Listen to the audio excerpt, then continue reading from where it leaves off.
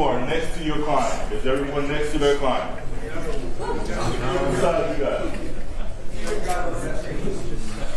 Who? If you're sitting next to your client, great. We'll get started in a few minutes.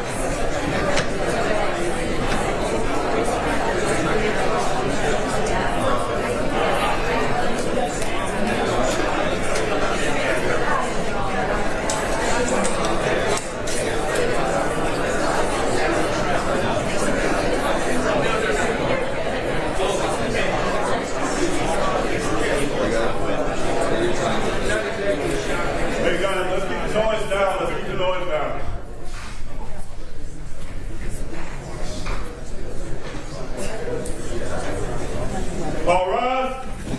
Superior Court of Fulton County is now in session. Honorable Judge Kevin Farmer is presiding. Court will come to order.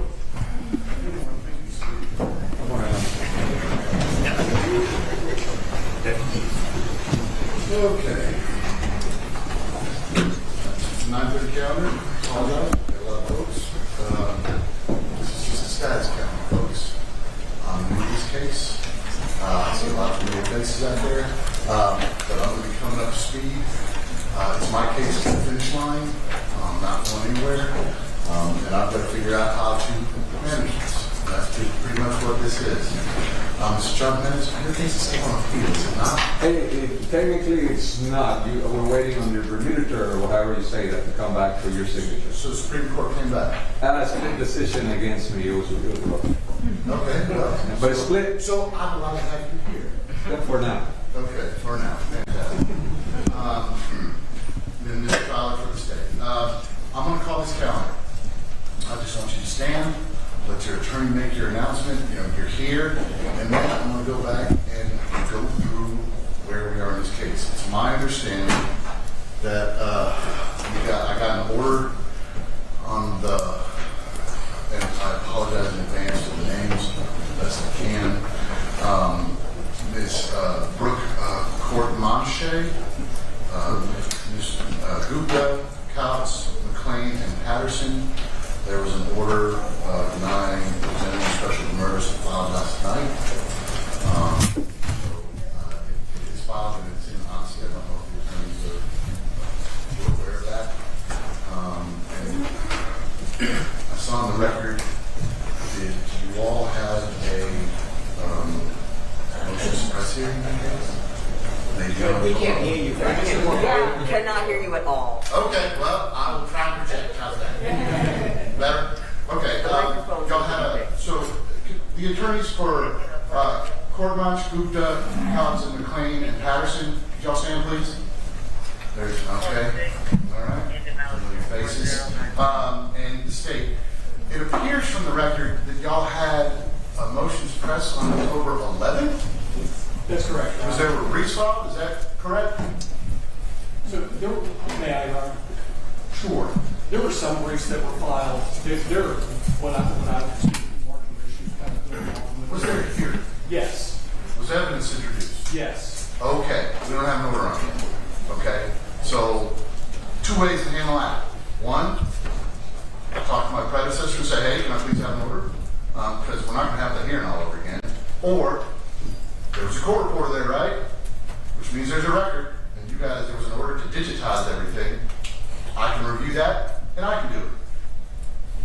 If somebody objects to that, well, our policy is the person that heard it rules on it. We can enforce that. I'm going to count on you guys to do some communicating, all right? But we need to get a ruling on that because you guys are going to be the first 5 up, especially considering now we have an order denying the general and special demurs. I have a 61-person elephant. Normally eat the elephant 1 bite at a time. Thank y'all. I'm going to try and eat the elephant 4 or 5 bites at a time. Okay? The first thing I'm going to let y'all know is under 17.8.4, I am utilizing my discretion and severing everybody. I will issue an order to that effect because there is no way in practicality to try 61 people unless we rent out a hangar at Charlie Brown Airport and we're not doing that. Okay? I'm going to try and set a schedule from the state. This is an approximation. How long is each trial, you would anticipate each trial lasting? Approximately, for 5 defendants, I would say approximately 4 to 5 weeks. For the first trial, 4 to 5 weeks. After that, we probably narrow some due to the nature of different defendants in different ways, but the first trial, 4 to 5 weeks. Okay. I'm just going to try one group a month. Okay. All right. These are things that are good to know. All right. I'm going to call the calendar. Just stand and let your lawyer let me know you're here. I've got Beeman, Jack Beeman, Mr. Warren. I'm Lyra Foster. I'm here for April Beeman. Okay. Warren Beeman, or I heard you say April? Yes, sorry. Goes by April. Okay. And your name, sir? Lyra Foster, Your Honor. Your Honor, I spoke with Mr. Warren. He has a leave of absence of today. Okay. Okay, also, another blanket announcement. Went through the Odyssey file.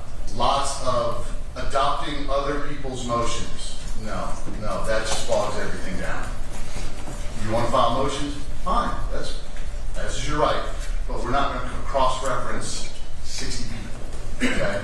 And my intention is, once we get a list, because we've got 5 that are set to go first, the state has the option, the right to pick which order they want to try people in. So what I'd like from the state is the list of the next 5 and the next 5 and the next 5 so people can plan accordingly. So if we got 1 week of, 1 month of trial, the next group will know, hey, you're number 2 up. And my plan would be to bring you guys in for your motions a week or so before trial, get that done, then proceed to trial. Lather, rinse, repeat until this is all done. I'm managing this. Okay, this case is 2 years old at this point. We need to get it moving. So, Mr. Foster, as far as you have motions pending, you are not on the first batch of folks. I don't see. No, Your Honor. Okay. How many motions do you have pending? What do you got? We're signed on to several, and Everybody's filing their own motions. It's too cumbersome. Just try and cross-reference. Well, I'm going to adopt, because the motion is to adopt all co-defendants' motions. So now, no. Okay, so what are your motions? I would have to go back through, Your Honor, and just to separate which ones we wrote separately from ones that were. And everybody here, this is my litigation manager in front of me. That's who you're going to be liaising with, as well as my staff attorney over here. My office is very receptive. Most of you already know them. Okay, they're good folks. Let them know, and they'll get it to me. So I'm going to want to know what you've got pending, because quite honestly, Odyssey's a bit of a mess. Okay, so if everybody here can get me an individual list of, hey, my name is, I represent X, here are the motions I have pending. And then once we have the groups of 5 folks, because one gets to stand alone, the cheese stands alone. That may go first. I'm going to have to go read the opinion and sign the remitter. But You don't have to. yes, I do. 60 divided by 5 is 12. So that's 12 trials. Okay, that's how I'm gonna do it. So give me that list. Yes, sir. This seem repetitive, so when I call everybody else's names, you'll know. So I'm trying not to keep everybody here all day. This will be the last time we do this. I know this was a massive inconvenience. I understand that. My preference, but this is my first time and seeing you, and your first time seeing me. I'm a big fan of in-person and make people understand the gravity of the situation, both for the defense and the state. All right? But for just efficiency's sake, if some of these motions are just legal motions that don't require witnesses and evidence, I'm happy to work with people on Zoom via that. My general rule is if there's somebody testifying from a witness stand, it's going to be live and in person. Because, in all honesty, I've had too much of a bad experience with people on Zoom. You can tell stuff's going on in the background. And that's not accusing anybody here of any of that, but we've all seen it. Everybody watches YouTube and goes, oh, look at that court meeting. We're not going to have it. So if you would, Mr. Foster, if you or Mr. Warren would get me that information, that would be much appreciated. Get it to Mr. Lee, okay? Yeah, yes, Your Honor. Can I ask a question real quick? Yes, sir. Should, on ones where we are signed on to a different motion, should we go ahead and file a separate motion to have it on? You have to, I want particularized motions for you. Thank you, Your Honor. Because here's the thing, a lot of times when folks file those, they don't even know what other motions other defendants have filed. Because I adopt everybody's motion. You don't know. You don't know what the other 59, 60 of these people have filed. So file your motions particular to your client. Okay? Absolutely, Your Honor. All right, and let us know.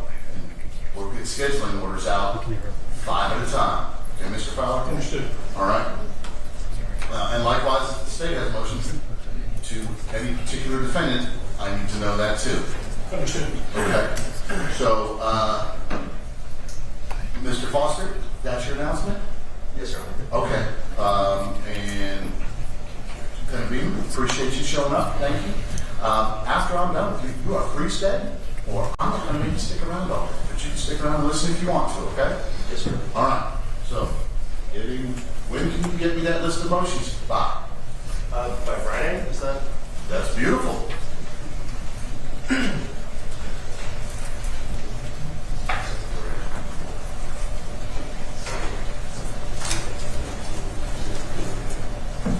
Can everybody hear me? No. I'm actually speaking kind of loudly. My green light is on. I'll shout louder if I have to, okay? How about this? Better? Yes, Your Honor. All right, fantastic. Hang on a minute.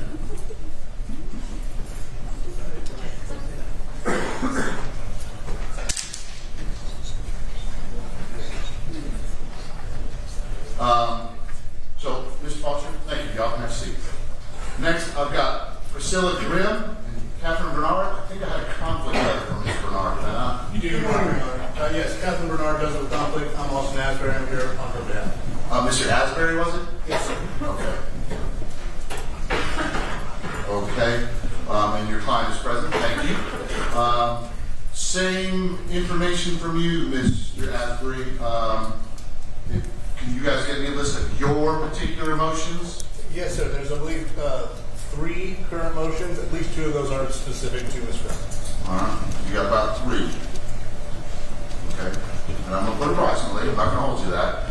And I'm sorry, Mr. Foster, I know you didn't know. Do you have an approximate number of motions y'all have demanded? If the answer is no, I just want an honest answer. No, Your Honor. Okay, that's fine.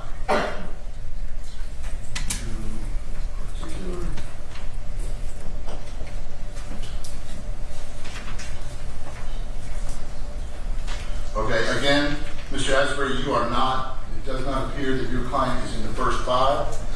So, you got a little time to breathe. Like I said, I know this is 2 years old.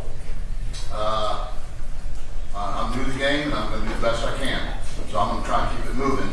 I've heard for 4 to 5 weeks initially. Things sometimes hopefully get pared down. But we're going to move it forward.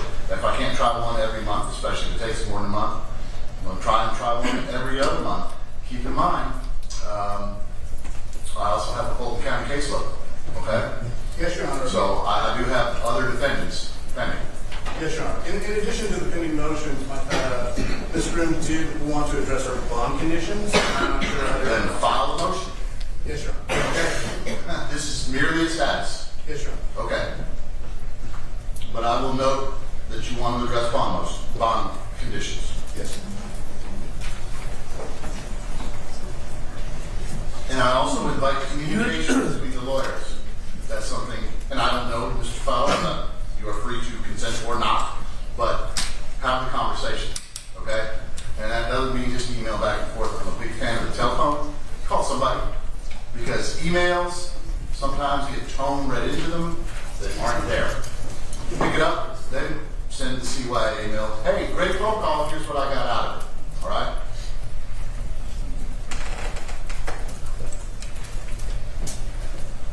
All right.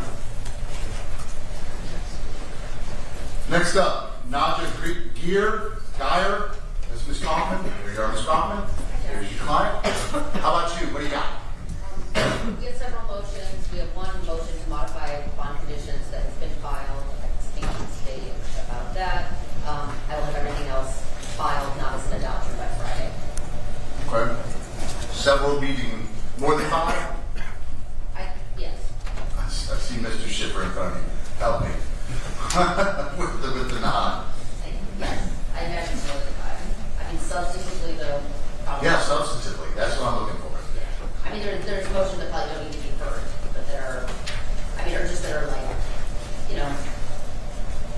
motions to repeal motions for the digitization of things, but I think those are not necessarily needing to actually be further argued, but there's probably around 5 or 6 that need to be heard and argued. They're not the first group.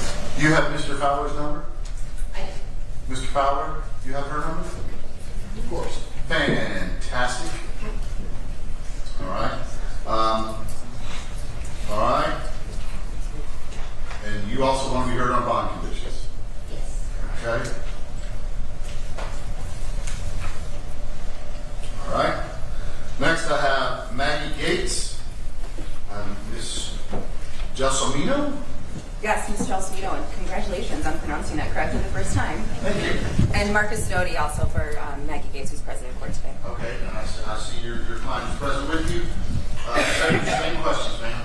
Sure, we have one individual motion and one motion adopting about 6 other co-defendant motions, so we will. You will look at those motions, and if they actually apply to you, you file them. I will do that, Judge. Can we do that by the end of next week? I'm traveling the rest of this week. That's fine. Thank you. No. I've got a trial next week anyway, so. Perfect. Now, I'm hearing lots of motions. Obviously, we're 2 years into a case. We are well past the arraignment, are we not? But I said, this is a fresh start for me, okay? This is what I'm going to be able to manage it going forward. We're not going to have motions getting filed 3 days before your motions hearing date, okay? The scheduling order will put a deadline on motions. So everybody has, both deadlines for the defense filing motions and the state. You guys both have the right to be prepared, okay?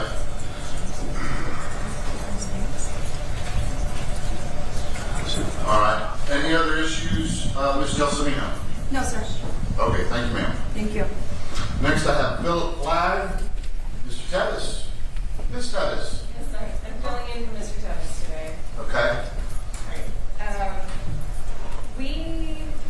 Mr. Tevis, I know, has filed at least one demur on this case. And I know that's actually been filed. I'll have to check with him and I'll let him know to let. And everybody here should probably read the order that got filed last time.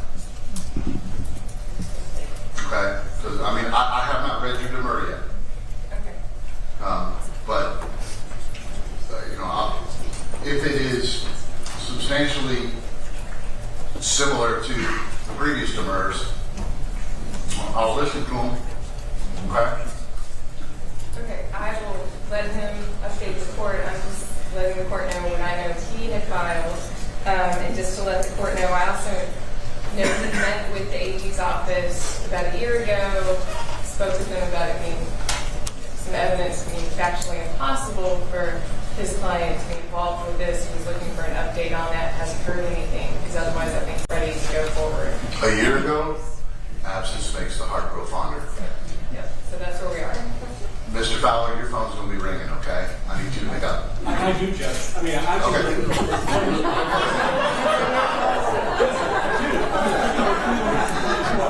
Terms, I know some people say I know it's untrue. The court knows that I pick up my phone. Hey, y'all, we're not having that. We're not having that. All right? I am going to insist on some decorum here, okay?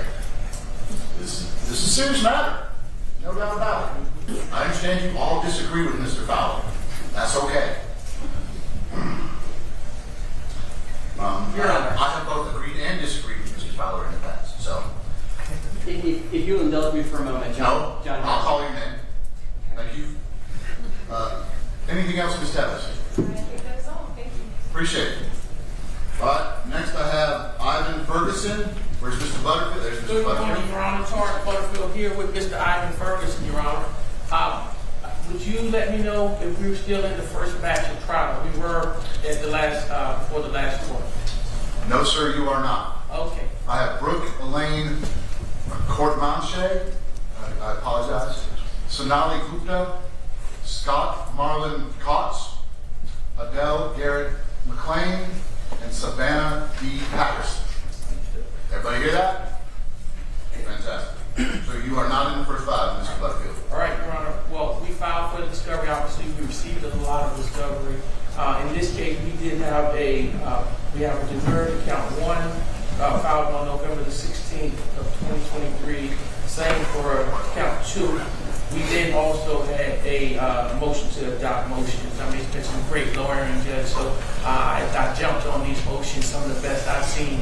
So I wish you just let me adopt them. I'm going to allow me to brief cases. I'm really impressed by the lawyering on both sides, but especially these defense attorneys. Okay, But when I open your client's file, I want to see his motions. Yeah. I don't want to have to find which of the other 61 defendants' motions he adopted. well, I will go with the route of please allow me to have those to the court by next Friday. Lovely. And then I'll be plagiarizing some of these criteria. Imitation is the sincerest form of flattery. Yes. Or not. So I believe that's the extent of our announcement. We had already gotten motions to modify the bond as well as property return on notice of claim. So we don't have any additional motions. I'm not sure if the state has any announcement on Ferguson. Okay. If that's all you have, Mr. Butterfield, you are free to stay or you are excused. Your choice. Thank you very much. All right. Next up, Lillian Pearl Ellis. Where's Ms. Harrison? There's Ms. Harrison. Yes, and I'm here, Judge. We have multiple motions filed. I can give the court the dates and types of motions. An email to Ms. Media. That'd be fantastic. Yes, Judge. I can. And in addition, we have a motion adopting 14 other motions. I will get those particularized for my client and filed by the 23rd. Thank you, ma'am. Appreciate it. Anything else, Ms. Harrison? Nothing at this time, Judge. Okay, appreciate it. Thank you, ma'am. All right.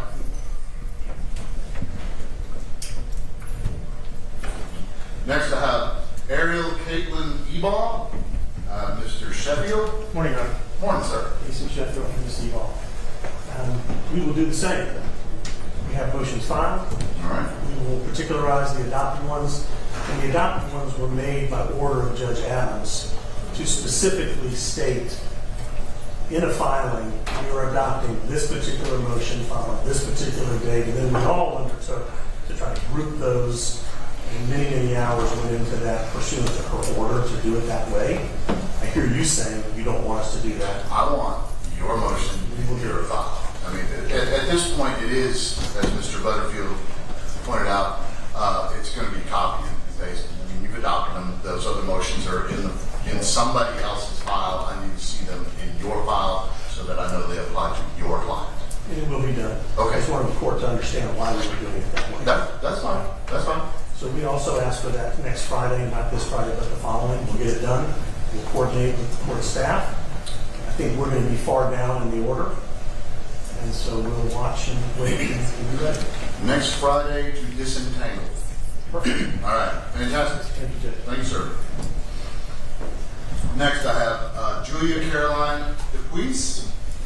Stuart Retch on behalf of Mrs. Lee. We would ask for the same next item, particular observations that we adopted. I would anticipate at most maybe 3 to 5 is what we need to hear. And I think, honestly, I think me and Mr. Fowler working together could probably narrow that down even more to 2 or 3 before trial. All right. I like your optimism, sir. All right. Appreciate it.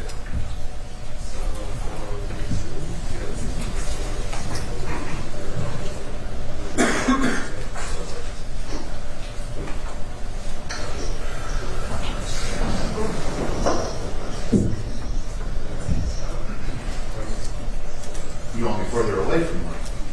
Yeah, because it starts to start. Okay.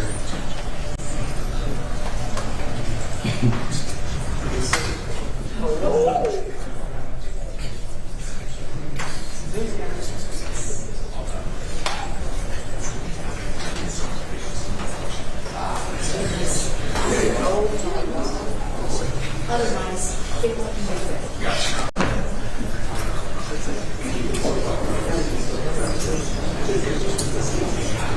All right. My staff attorney has gave me some pearls of wisdom. Everybody here is on the same indictment number. So when you file a motion and it just says motion to suppress, the clerk is going to go, you need to put your client's name and identifier on each motion. Defendant X's motion to suppress, please. All right, everybody catch that?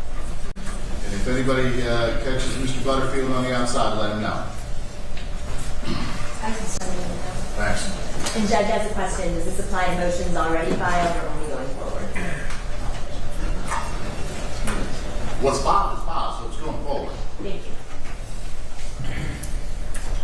Next, I have Colin Dorsey, Ms. Armour. Good morning, Your Honor. Molly Armour on behalf of Colin Dorsey, who's here from Maine. Welcome. Ms. Dorsey, Ms. Armour, motions? What you Yes. So, Your Honor, we filed 7 motions. 5 Particular to your client? of those were specific to my client. 2 of those were motions to adopt. I know you've already heard the reasons why we did it in that way. We tried to organize the docket to make it easier, and I understand from your perspective that it is not very penetrable. It may be complicated, the matter. So might I ask, with regard to the adoptions that we were going to file substantively for the docket for Mr. Dorsey, might I attach the prior motion with some sort of other particularized preface explaining why that applies to Mr. Dorsey rather than just like copy and paste everything? As long as I can see it in your client's file and it is particularized as to your client. Understood. And it puts the state on notice as to how it is particularized to your client. Just like, he's got motions, you guys have to know it's particularized to your client, hence all the demurs. Okay? Why are things happening? So you have to have the particularized nature of it. Understood, Your Honor. Okay. And if we might as well have that deadline of next Friday. Do I know what the date next Friday is? 5/23. 23? Yes. 23rd? Fantastic. And I think there was one gentleman that said he'd get it done by this Friday. 23rd. There you go, sir. I was having some regrets. All right. Deadline is next Friday. 23. All right. Next, I have Brooke Courtmanche and Mr. Hort. Good morning, Your Honor. Adrian Browning for Brooke Quartermunch. Mr. Hort is here as well. I filed a substitution of counsel last night. What was your last name? Browning. Browning? So I'm rapidly getting up to speed. My understanding is that right now, my client is in the first group to go forward. I also understand that there are some motions that are specifically applies to my client and some that have adopted the co-defendants motion. So I will get Your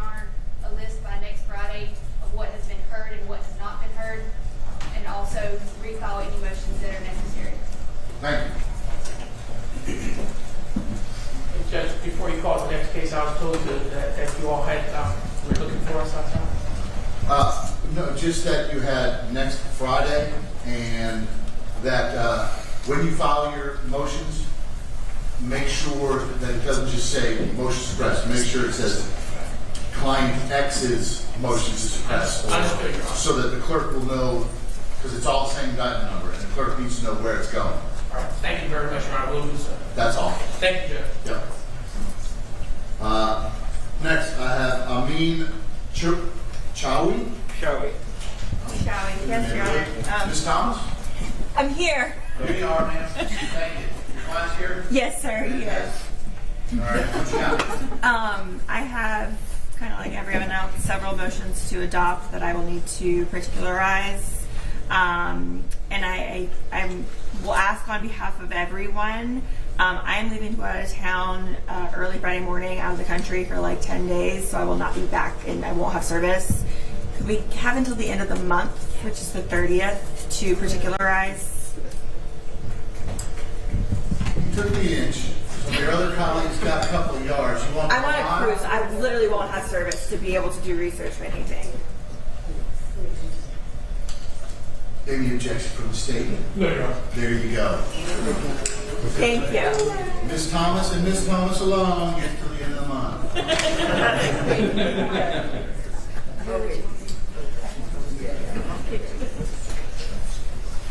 All right, Andrew Carlisle.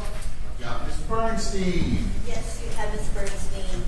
I believe that Do I have Andrew Carlisle? No, Your Honor, and I don't expect Okay. Fowler. Take those for a bench warrant. If you know Ms. Bernstein, because I know some of the clients here, I think I'm going to get to it. We were exchanging emails with one of the attorneys whose client is from Canada and was trying to get in here, and she showed proof of not purposely avoiding court, so you're good. Do you have any of those same reasons? No, Your Honor. Okay. Well, we will put out an invitation for Mr. Carlisle to join us. I will grant the state's motion for a bench warrant bond forfeiture. And if your client shows up in the meantime, or you get in touch with your client, I suggest you get in touch with the state and see what y'all can work out, okay? All right. Ms. Bernstein. Next up, I have Carol Francis. There's Michael Schwartz for... Good morning, Your Honor. It's Francis Carroll. It's indicted correctly, but okay. incorrectly. Here we go. Okay. So Mr. Carroll is your client? Mr. Carroll is our client. Fair enough. Okay. What do you got, Mr. Schwartz? Well, I would be after Ms. Thomas because I was also going to ask for the 30th. We adopted 18 jurors in part because Mr. Carroll's charged with 3 counts. Much like y'all couldn't hear me, I need you to speak up. Sure. Would you like me to come forward? No, you're good. If you want to yell, you're doing fine. We adopted 18 jurors, and so we were going to ask for the 30th also. It's a heavy lift to particularize that many documents. It's administrative because these filings are they're particular, they're applicable in that they apply to every defendant here. So okay. I can particularize them by attaching his name like Ms. Armour recommended, and I will do that. And I'll do that as fast as I can. But I was thinking the 30th would help. I got faith in you, Mr. Schwartz. I got faith. You got it. You got the 23rd. I feel it in my bones. All right. The specific motion we have to Mr. Carroll is a discovery management funding request. It's a motion that seeks $5,000 from GPDC to fund a discovery expert. You've heard already the limited discovery of this case, and so we filed a motion asking for expert assistance with that. Discovery management funding request from GPDC. Yes, sir. And have you spoken with Miss Ali? Yeah. All right. The record includes a refusal to contact. Gotcha. And then, separate judge, I am authorized to represent to you that there are 33 defendants here out of the 61 who have proposed a way forward, and I don't say this to throw a wrench into the plan. This court does not get involved in negotiations. Okay, when you say way forward? Well, thank you for bringing some organization and some planning. It's nice to be able to rely on this plan ahead. Well, we're still in the honeymoon period. There are approximately 30 case dispositive motions, mostly demurs, that would apply. But 33 defendants are proposing to you that there's a way to hear all of them case-wide. And I have a letter provided to Mr. Fowler, and I just wanted to bring that to your attention. Mr. Fowler, what do you know about this? I just got the letter this morning. I briefly glanced at it. I just want to take a look at it and evaluate it a little bit more, but it didn't seem like on its face, it didn't seem unreasonable. I'd like to change it just to read it a little bit more, but outside of that, it didn't seem very unreasonable. I'm a big fan of streamlining. So, stay in contact, and if you can get a courtesy copy of that. And here's the thing, like something like that, you get in my office a courtesy copy, okay? Because I'll be honest, I'm not myself or my staff going to go through all 61 defendants in Odyssey every day to see if something new has been filed. All right? That's why I've got deadlines. I'll wait till after the deadlines. We'll do it. We'll see what's there, and that's what it is.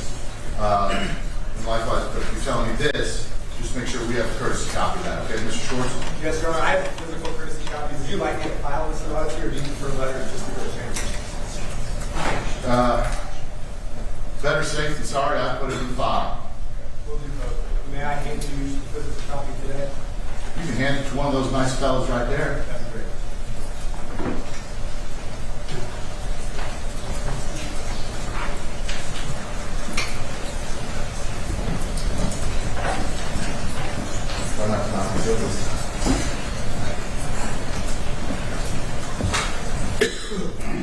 All right, thank you, Mr. Schwartz. Your Honor, with respect to everybody outside of the first five, does the court have a plan, just so that we can start putting this on our calendars of an order? Would you entertain maybe a joint presentation to you on what the order should be? I would, look, I'm open to pretty much any idea right now, but as I stated at the beginning, because I'm severing everybody, the state has the right to choose what order they're going to, bring the defendants to trial. And that's why I asked Mr. Fowler I've got the first five, I want proposed lists of 5 so that everybody can have an idea of timing, okay?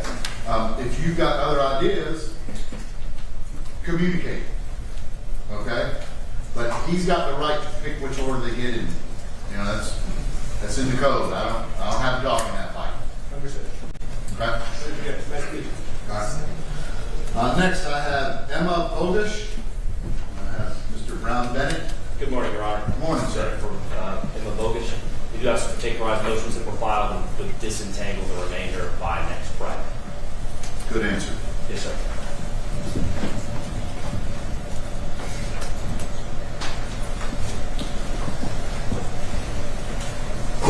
All right. Thank you, sir. Next, Timothy Bilodeau. I've got Amanda Palmer. There you go. Good morning, Your Honor. We're here. Same announcement. I have particularized motions. I'll send in my list and get the motions to adopt particularized as to Mr. Bilodeau. I've already filed a motion to modify his bond conditions. Okay. Approximately how many, ma'am? 5. It's like 2, and I'll send this in my list. It's 2 motions to suppress, 2 demurs, and then the motion to modify bond conditions. Okay. And then I joined the motion for the discovery funding, and I'll get that particularized because there are a lot of issues with the discovery. Okay. Yeah, sounds like there may be discovery comments. Yes. May I say 2 other things, Your Honor? The first is, I was wondering if there's an overflow courtroom or if this is being live streamed because there are people outside. There is an overflow courtroom, which is my regular courtroom is 4D. Thank you. And there is an overflow. It is, yes. Okay, thank you very much. And then at some point, perhaps we call the calendar. I would like to address with the court the fact that our clients' phones and IDs were confiscated prior to coming into the courtroom today. Yep, I signed that order. I would just like to talk to the court about that when we get done with no notice of the order I opportunity. got it signed late, but, you know, and that's gonna be, you know, the sheriff's in charge of security, and I'm gonna let them do their job. And they're gonna get it back. Understood, but if I could just have 5 minutes to address it at the end of the hearing, I'd appreciate that. I'm gonna give you a hard maybe. Thank you. Your Honor, I'm just going to step out, but I'm going to stay. I'll come back. Okay. Next, I have Max Biederman, Mr. Katz. Good morning, Your Honor. Morning, sir. We'll have everything done by May 23rd. Fantastic. About how many do you have? Do you know, Mr. Katz? Pardon? About how many? Ballpark. I think 4 or 5. Okay. Thank you, sir. Sonali Gupta, that's Mr. Connor. Your Honor, Chris Caraway on behalf of Dr. Gupta. You said Caraway? Yes, Your Honor. You are in the group of first file? Correct. Okay. So you were part of the motion to suppress hearing on the 11th? That's correct. We still have a pending order on that we're waiting to get. Okay, yeah. I mean, obviously, as your group of 5 comes up, there will be more interactions with the court to make sure everything's ready for trial. Okay? So duly noted, Mr. Caraway. Thank you. Anything else? Your Honor, I would respectfully ask for the 30th to file my motions. I adopted, frankly, quite a good deal of motions, and I have a couple other ones that may come in response to the order on the demurrer. I did just have a chance to read it about 30 minutes ago. Me too. You're not going on vacation with no service, are you? I am from Colorado and will be traveling. I have a couple of deadlines, including an appellate reply brief in California that's coming due, so that's why I'm asking for the 30th.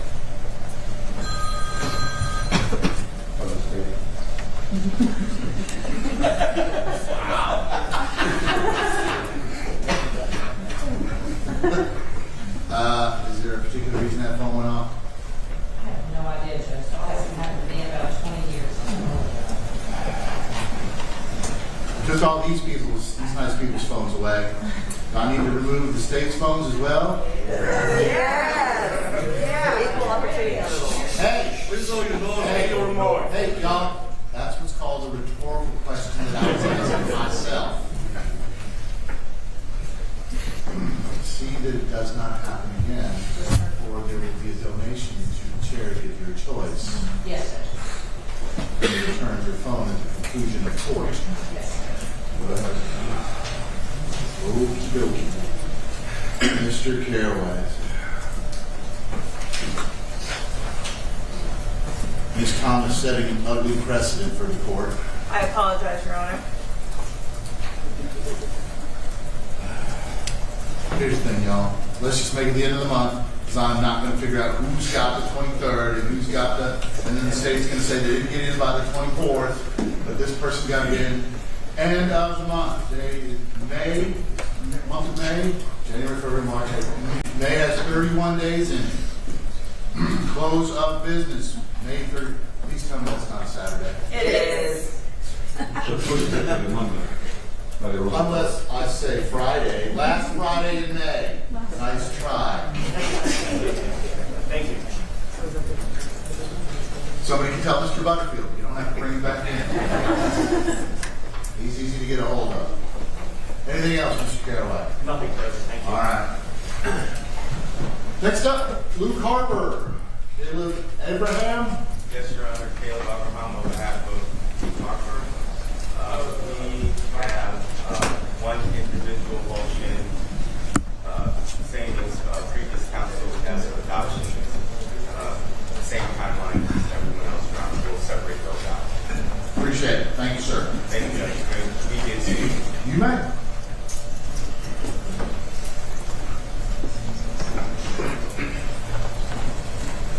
Next up, I have Serena Hurdle. Mr. Johnson. Yes, good morning, Judge. Brad Thompson on behalf of Serena Hurtel, who's president of court. We have 2 demurs and a motion to suppress and motion to quash specific to my client. We also have a large number of motions that we adopted that we will whittle down and particularize by the 30th, and appreciate the court giving us that deadline. I was also going to ask for that. I have a week long trial starting next week, so appreciate that. I like the word whittle down. Yes, I'm not even going to tell the court how many motions I adopted, but the number that I will be filing specific to us will be fewer, I believe. Just looking for some conciseness. That's what I'm looking for. Yes, and again, Shotgun approach is messy.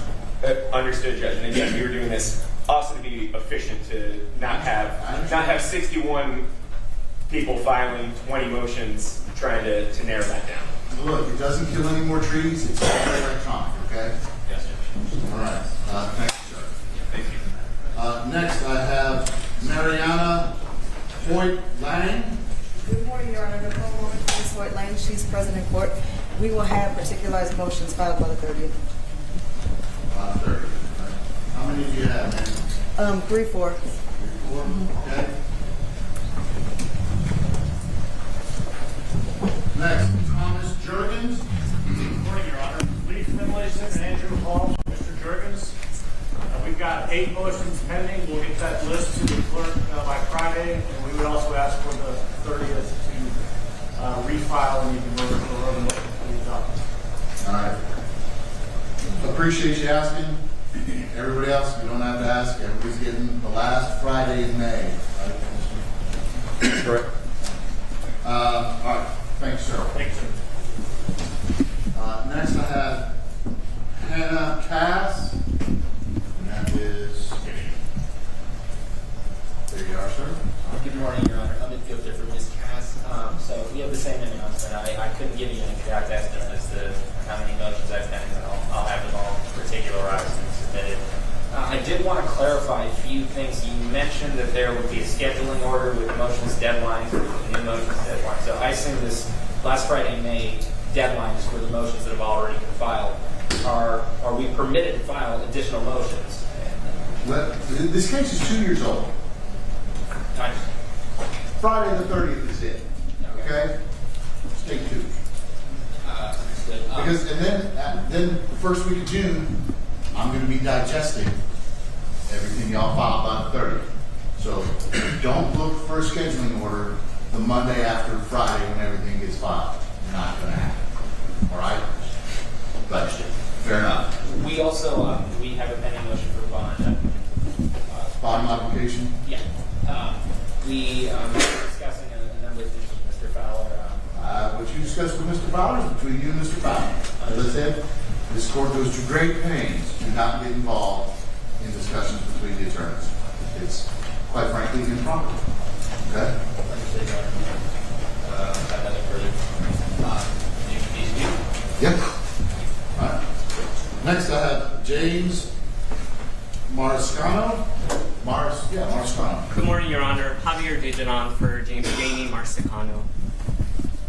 Your Honor, we have at least 15 pending motions, and we have 2 adoption notices, so we will file by May 30th. One of those, Your Honor, is a request for special permission to file an out-of-time statutory demand for speedy trial. My co-counsel... Yes, Your Honor. I just wanted to bring it to your attention that we filed that. I've seen this happen to, I believe, Ms. Bernard's client one because I was perusing. So I know a couple of them have those, but as you so correctly mentioned, those are out of time. Thank you, Your Honor. And I also know we have a pending motion that might be dispositive for several counts, so I will include that in the list and mark it bold for the court just in case, for efficiency's sake. Thank you, sir. Thank you, Your Honor. Next, I have Grace Martin. Mr. Griffin. Good morning, Judge. I'm coming around the corner here for you. Thank you, sir. Travis Griffin from Macon for Ms. Martin. Judge, we don't have any entangled motions. I believe we have 2 demurs that are filed that may have been covered by the orders, which I did not read yet, so I apologize to the court.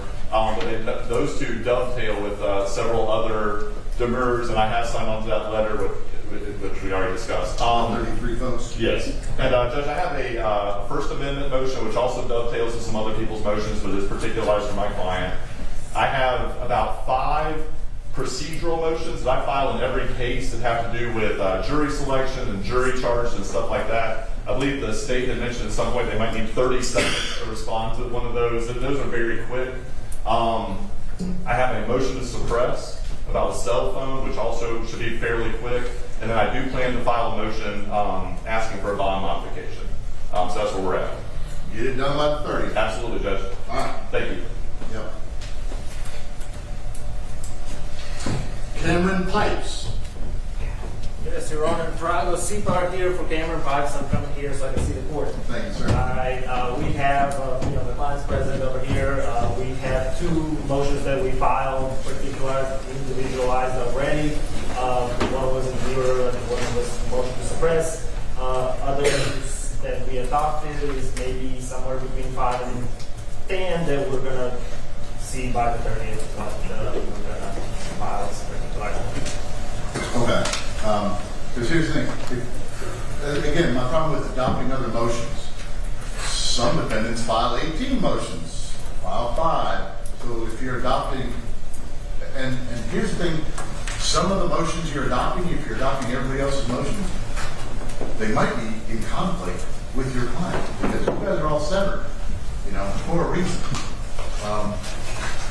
You might not like that motion when you read it and apply it to your client.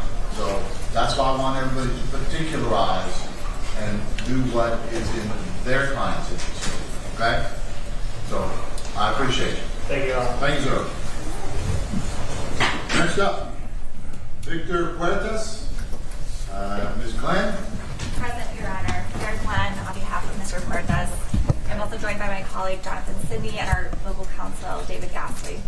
We have 5 motions that have been filed.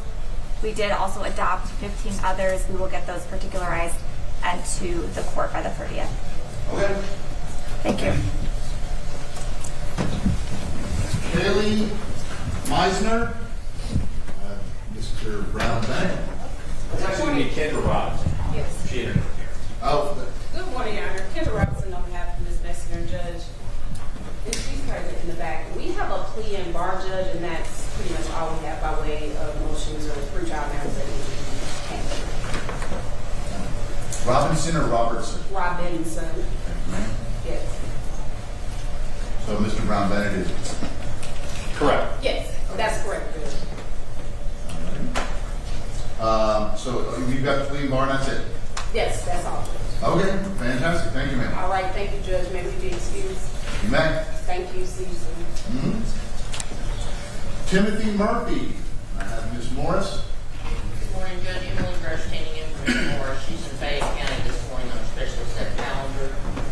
She also has 5 motions filed, and we will get the particular Friday to the court by not next Friday, but next. Last Friday in May.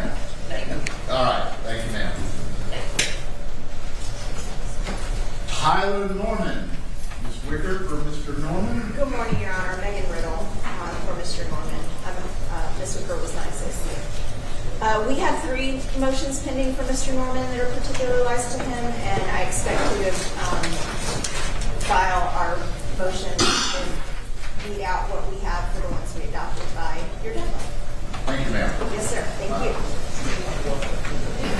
Christopher Reynolds. Jerome Lee. Morning, Judge. That's fine. I won't repeat anything. The 30th is fine, Judge. We got 2 or 3 we'll particularize. And we need excuse, Judge. Yes, you may. Thank you.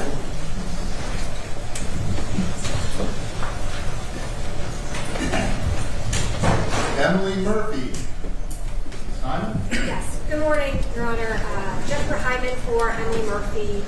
We have several motions that we particularized and filed and several we adopted. We'll particularize those by the deadline. I did want to clarify something for the record since the court wants us to particularize any motions that we have previously adopted. I'm presuming that means the court is extending the deadline to file special demurrers. The deadline is May 3rd. Thank you, Your Honor. I just wanted to make sure that was on the record. Okay. But this case is 2 years old. Yes, Your Honor. I understand. Since Judge Adams had wanted us to file adopted motions. The thing is, I get these adopted motions, and it turns into one big circle, and it's hard to find the actual motions. That's my problem. Yes, Because sir. you adopt defendant 2, I go to 2. 2 adopt defendant 3, and it's a snake that eats itself. Yes, Your Honor, I have no problem with that. I just want to make sure that it's clear for the record that the court is extending the deadline to file special demurrers since you're asking us to re-particularize the motions that we had adopted. Just want to make sure it's clear for the record. Well, if one of the motions you adopted was a special demurrer, there's no need to extend the deadline. It's already been filed. Right? Yes, Your Honor. Does that make sense? Yes, Your Honor. I just wanted to make sure it's clear, just for the record's sake. Okay. Lee, Novak, Ms. Callaway. Oh, good morning, Judge. Elisa Lee on behalf of Mr. Novak. Bianca Callaway is my legal counsel, and I was granted pro hoc admission in November 2023. And Ms. Lee, was it? Yes, Elisa Lee, ELISALEE. All right, Ms. Lee?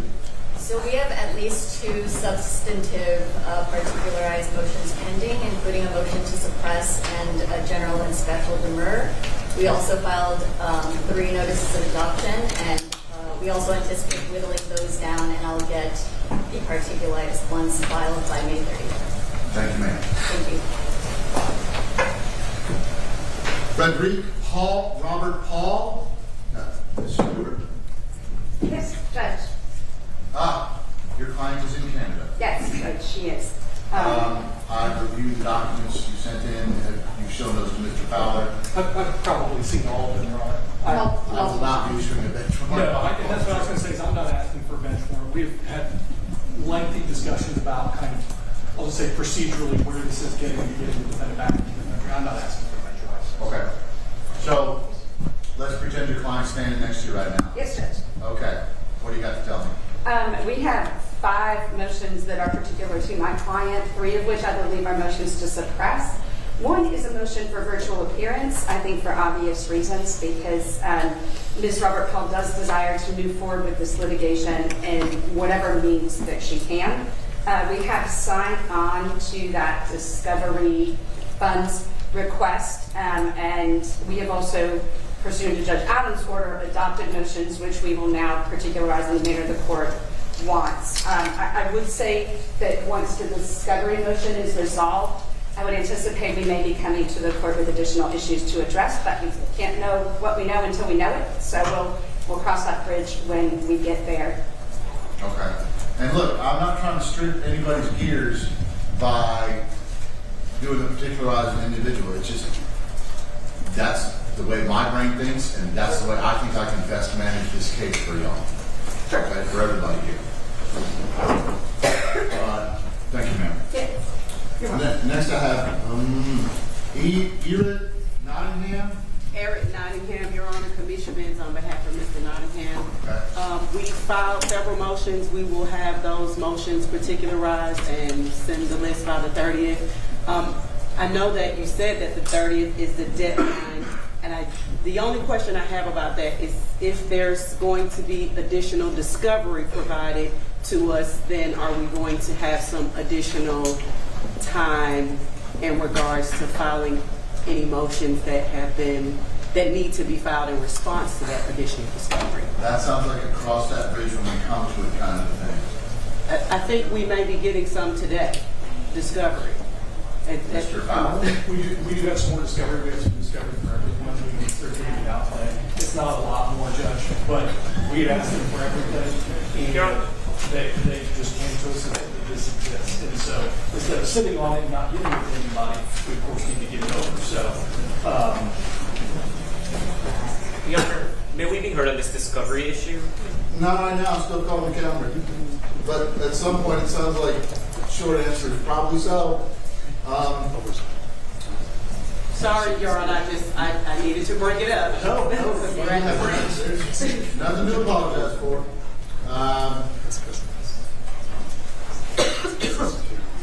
Get the discovery, look at it, file what you need to file. Yes, Judge, and that's all I have. Maybe you excuse. Yep.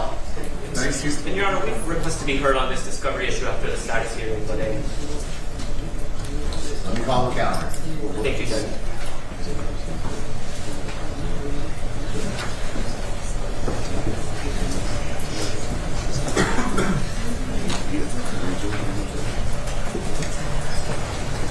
Ariane Robinson. Michael Russ. Judge, I went through leave of absence, and I believe that Mr. Russ has a leave of absence today. Okay. Mr. Robinson. Your Honor, I'm sorry, if you would allow me to be heard from Mr. Russ. He doesn't have a leave of absence. He's in Spain for the month, but I will let him know that he has a May 30th deadline to get any particularized motions in. I don't believe he has any motions filed or plans to file any, but I will let him know.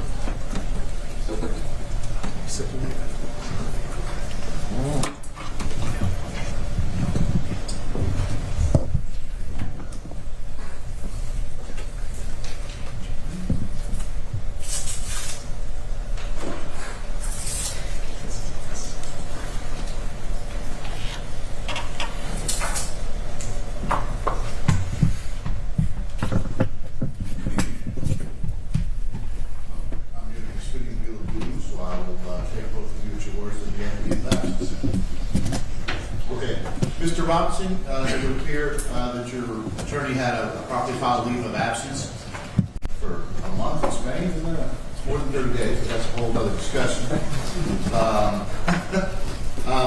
But maybe you can share with him the deadline of the 30th? Yes, Your Honor. Okay. And Mr. Robinson, thank you for showing up, sir. You are free to go.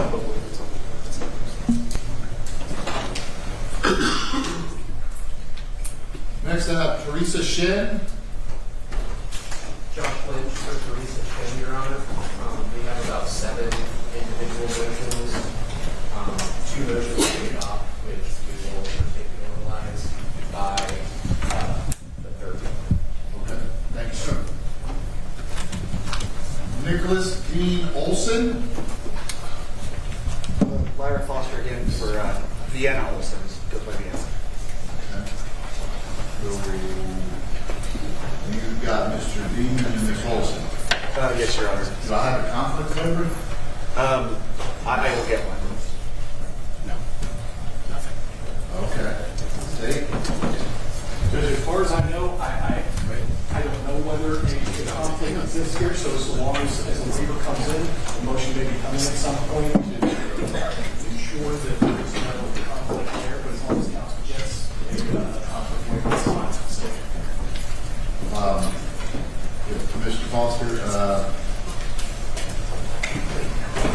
courts are. I'm sorry? Courts are cautious of, two defendants having the same attorney. So,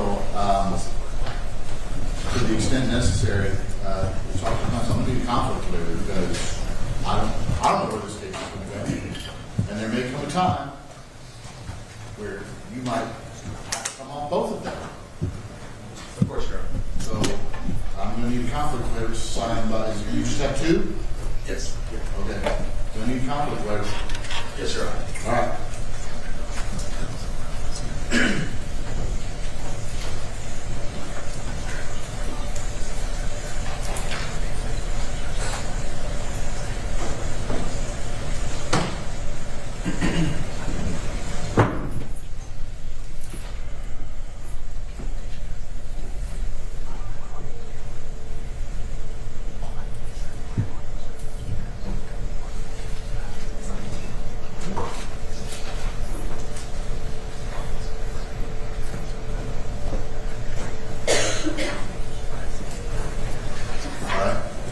May 30th?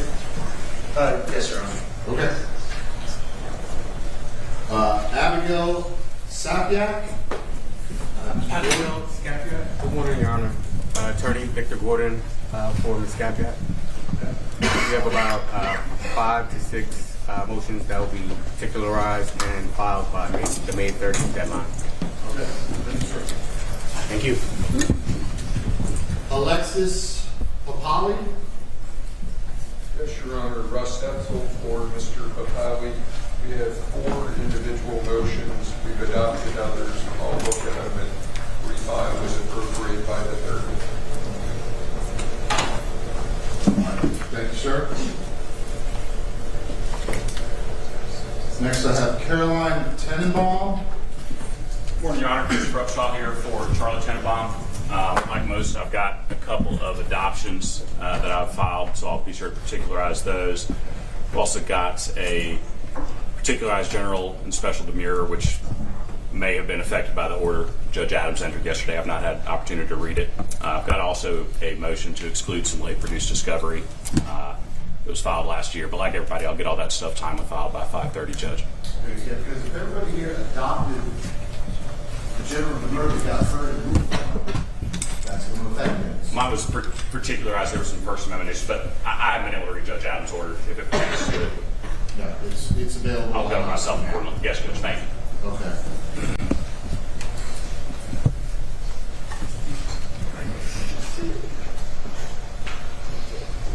Jeffrey Parsons. Yes, good morning, Your Honor. Attorney Miranda Nix on behalf of Mr. Parsons. I echo the same as my counsel here, where I do have around 5 or 6 motions that need to be particularized. And I will leave until the 30th as well. I was hoping we get a little bit more time, but that's okay. Granted that there are discovery issues. And I did have one question, Your Honor, and I don't know if you're going to leave this for the end of the calendar, but I do remember Judge Adams setting a discovery deadline, so it surprises me that we have discovery of this late in the game. And so I think that, I would like to be heard on discovery as well, Your Honor, if I'm going to call it a calendar. Yes, I would like to be heard on discovery as well, following the call to calendar. Got a feeling that's a common sentence. I wasn't sure if I needed to adopt it or particularize my You have to see me on Monday. You can see me every day. Mr. Fowler, I'm hearing about a discovery deadline. That was set. There was one, Your Honor, and those are items that are within possession of the state, of course, to turn over. When people come forward and give us additional discovery, we turn it over as it comes into our possession. We asked the agencies multiple times for everything that they had. They said they turned over everything to us. During the course of the discussion with a GBI agent, one of the DeKalb County, I think supervisor said there's this additional stuff. At that point, they called us and we said, we'll get it all. And anybody involved, interview them, and write reports that we will turn that over. In addition to that, the rest of everything else in the 6 of looking at to be sure are things that people identified and said, we want these items, we think that they exist. So we went out and we got some. I'll give this court a really good example of what I'm talking about. Instead of issuing a subpoena, which is what Mr. Fowler, my question was there one file? Yes. And your answer is yes, but. Okay. Yes. Now is not the time for the but I understand there's a but. Yes. Okay. Okay. I'm good with that. All right. That will be part of the discussion. Okay. Because when they want to be heard, you're going to get a chance to respond.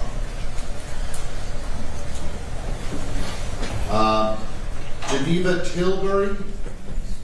Good morning, Your Honor. Olga Zmalova on behalf of Geneva Tilbury. I think I have approximately, between particularized and adopted, approximately 15 motions, and I'll get all those to the court by the deadline. Thank you.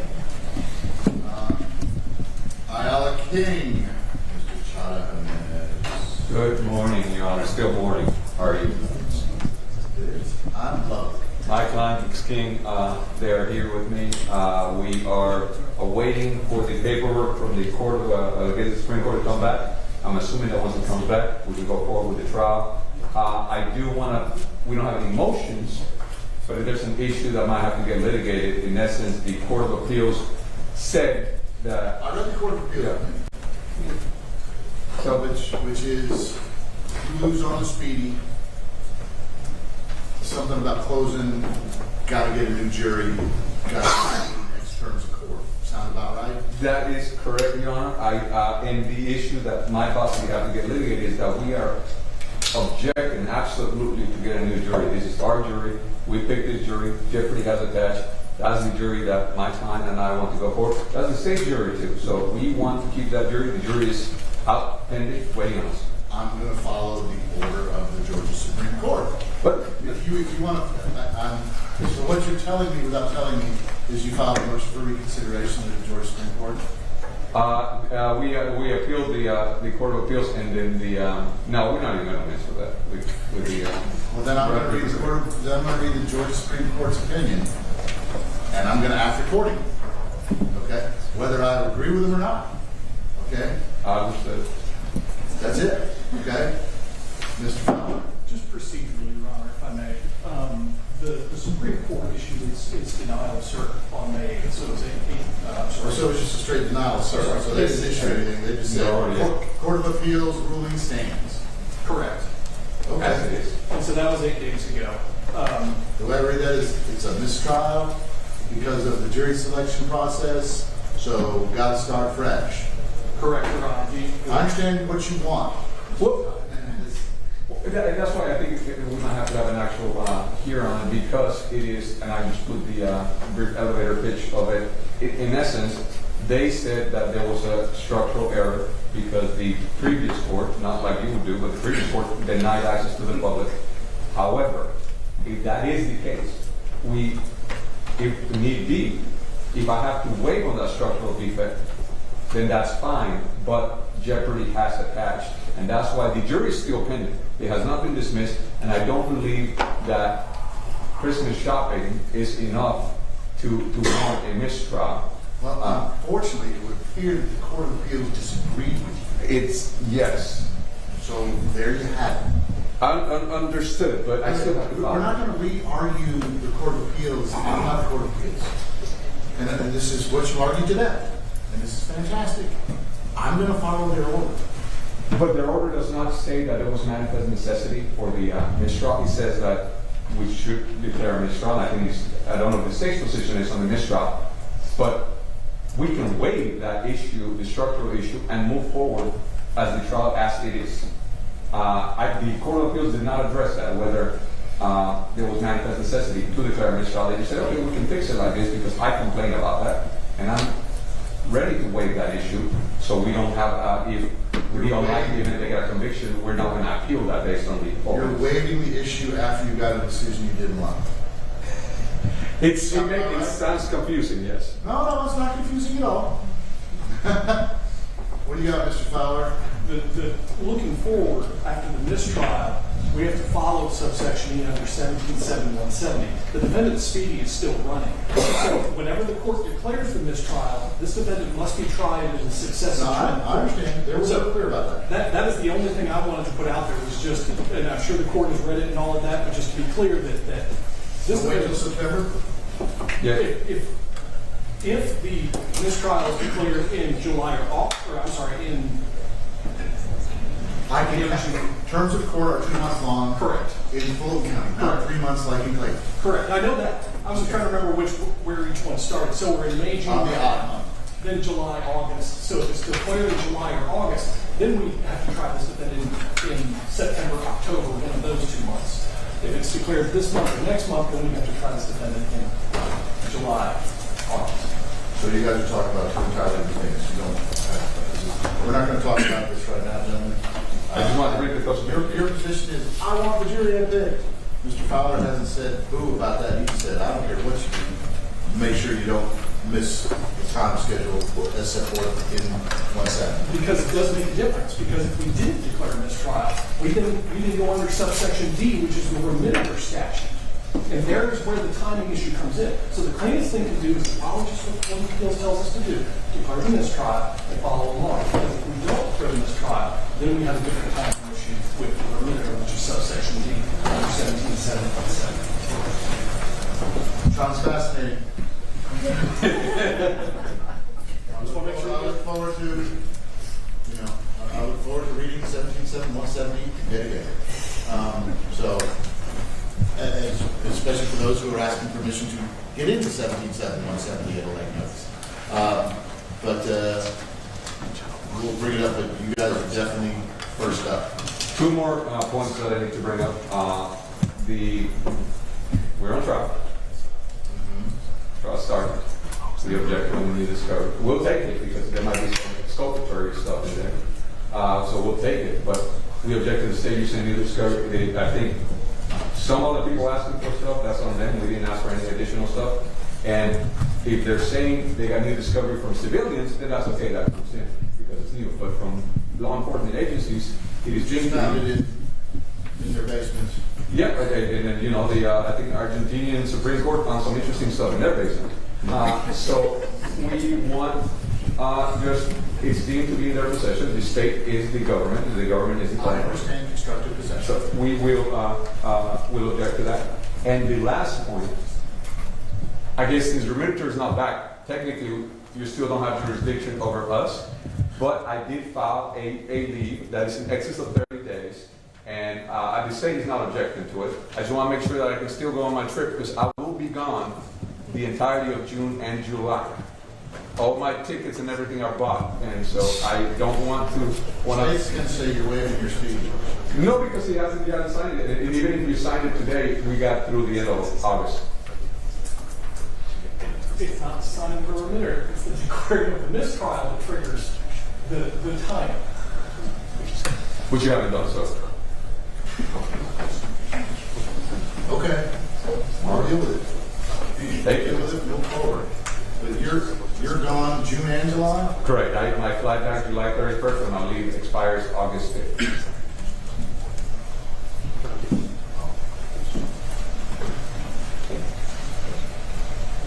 May affect the timing of the mistrial. Thank you.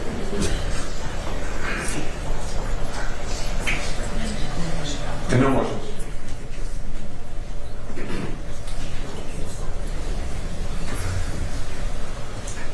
So what I heard is I can try these 5 in June, come back and try you guys later. I don't have to try them first. I'm just going to try it in a timely fashion. Correct. And if I can squeeze in these other 5, that might happen too. Entirely possible. The only one that is affected by any kind of speeding right now is Highland. Right. Just, this case, King case, is not going to derail or otherwise push back. I'm going to try real hard to make sure it doesn't affect anybody else's time. Okay? All right, especially since you're going to be gone for the next 2.5 months. Correct. Okay, thank you. I'll send it. Anything else? That's it for Maxine today. I think they want to stay and watch the remainder, but other than that, may we be excused? Yep. Thank you, Your Honor. All right. Abiku Vassell. Vassell? Good morning, Mr. Your Honor. Howell? David Howell, Blake Ryan this morning. We got 4 motions, 2 to be particularized, and 1 by the date. I heard 4 motions, 3 to be particularized by the due date, 1 to be particularized. Particularized will be by the date. Okay. Thank you, Your Honor.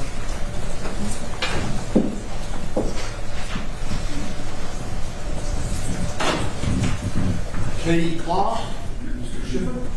Good morning, Judge. Katie Cloth, present from a long travel out of state, substantial hardship to be here, but we understand that this is the one time that that's going to be necessary. Appreciate it. I said it'd be the one time I get all 61 of you in a room together, Mr. Schiffer. Oh, come on, Did not Judge. say she would not have to come back here. I was going to try to talk you into more.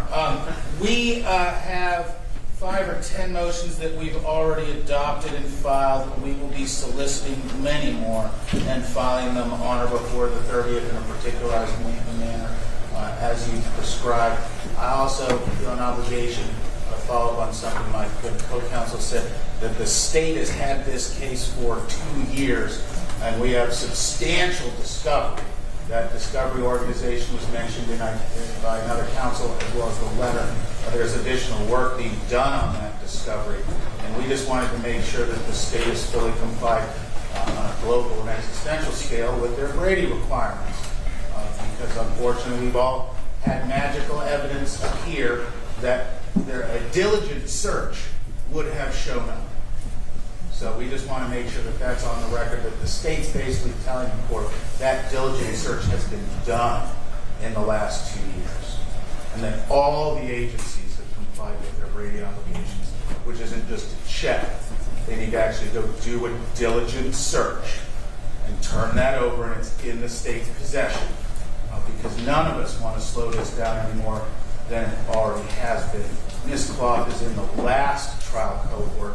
She was not even arrested in the forest. She was arrested in a case in Cobb County. Cobb County. And it's why we're here, having traveled so much out of state. I don't know anything about the facts of your client's arrest. I don't know about the facts. I know. She's listed in an indictment. She will get her day in court. That is my job. Filling in all the externalities for Your Honor, as I know you're new to this case and don't understand exactly how broad the net was thrown. I mean, I can read, Mr. Schiffer. It's personal life. I don't know if you have yet already. I don't know what you do with your spare time. So, just want to make sure that the court's aware of that. And we'll be ready by, have everything filed by the 30th. Lastly, we are part of the letter of the 33 as well, and encourage the court to consider that letter. That sounds like very reasonable.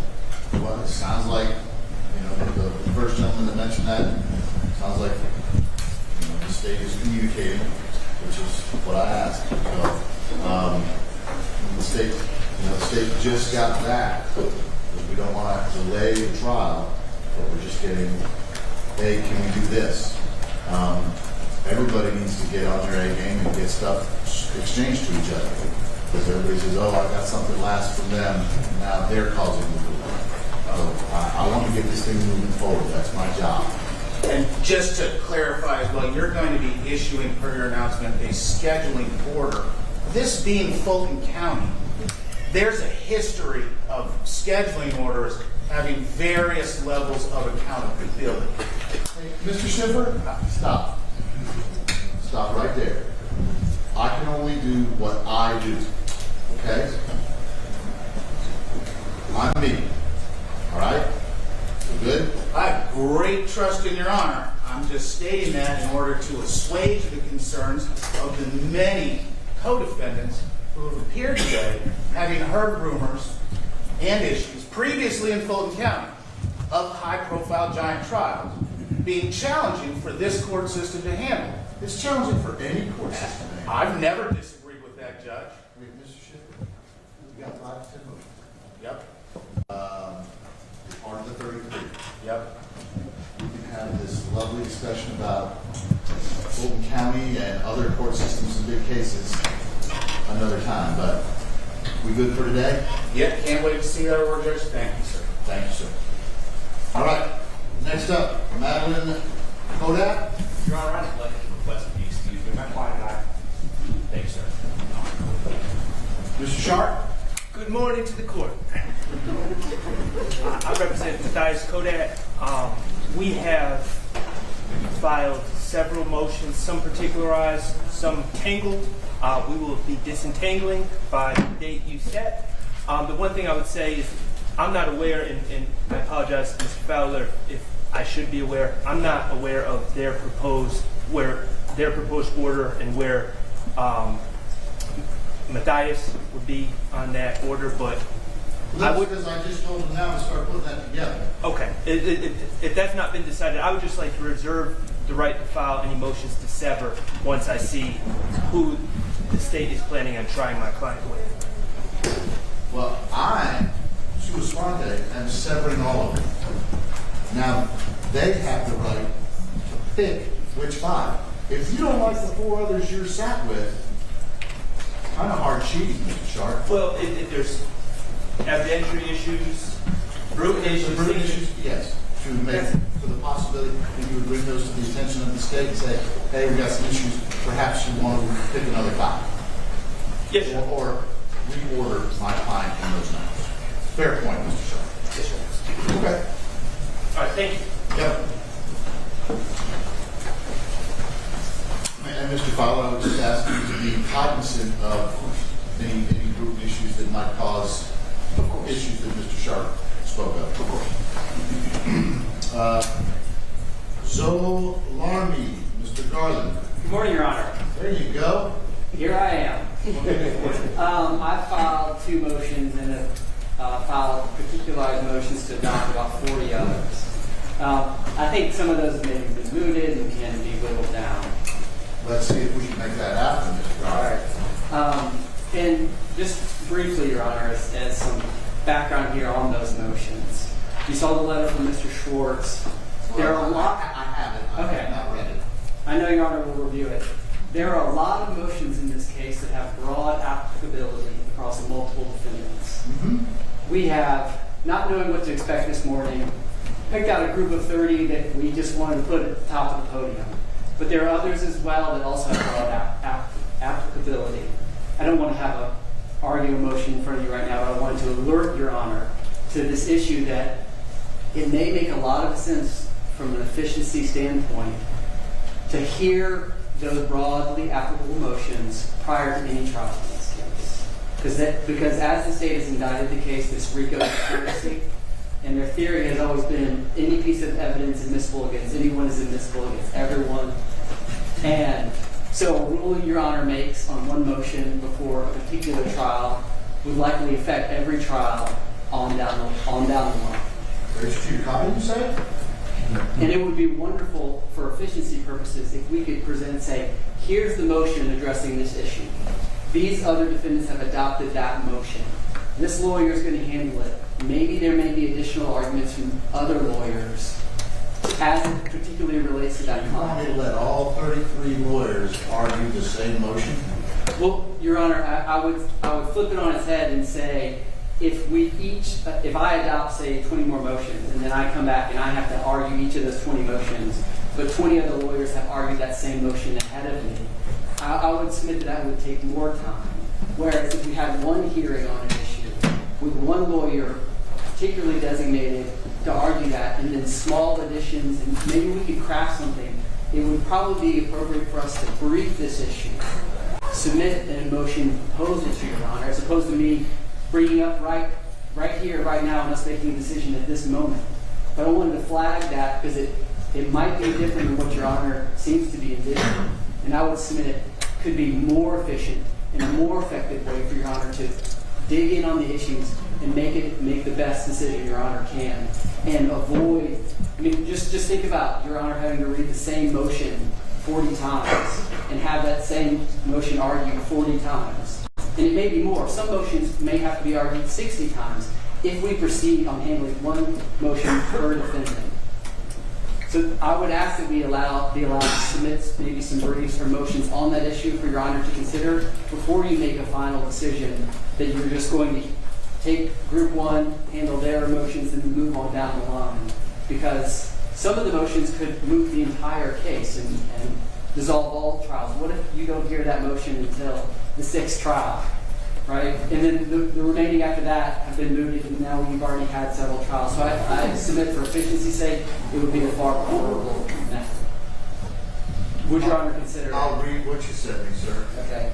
And then as to the trial groupings, Your Honor has indicated you're going to sever each defendant from each other. Yes. Your Honor does not have to do that.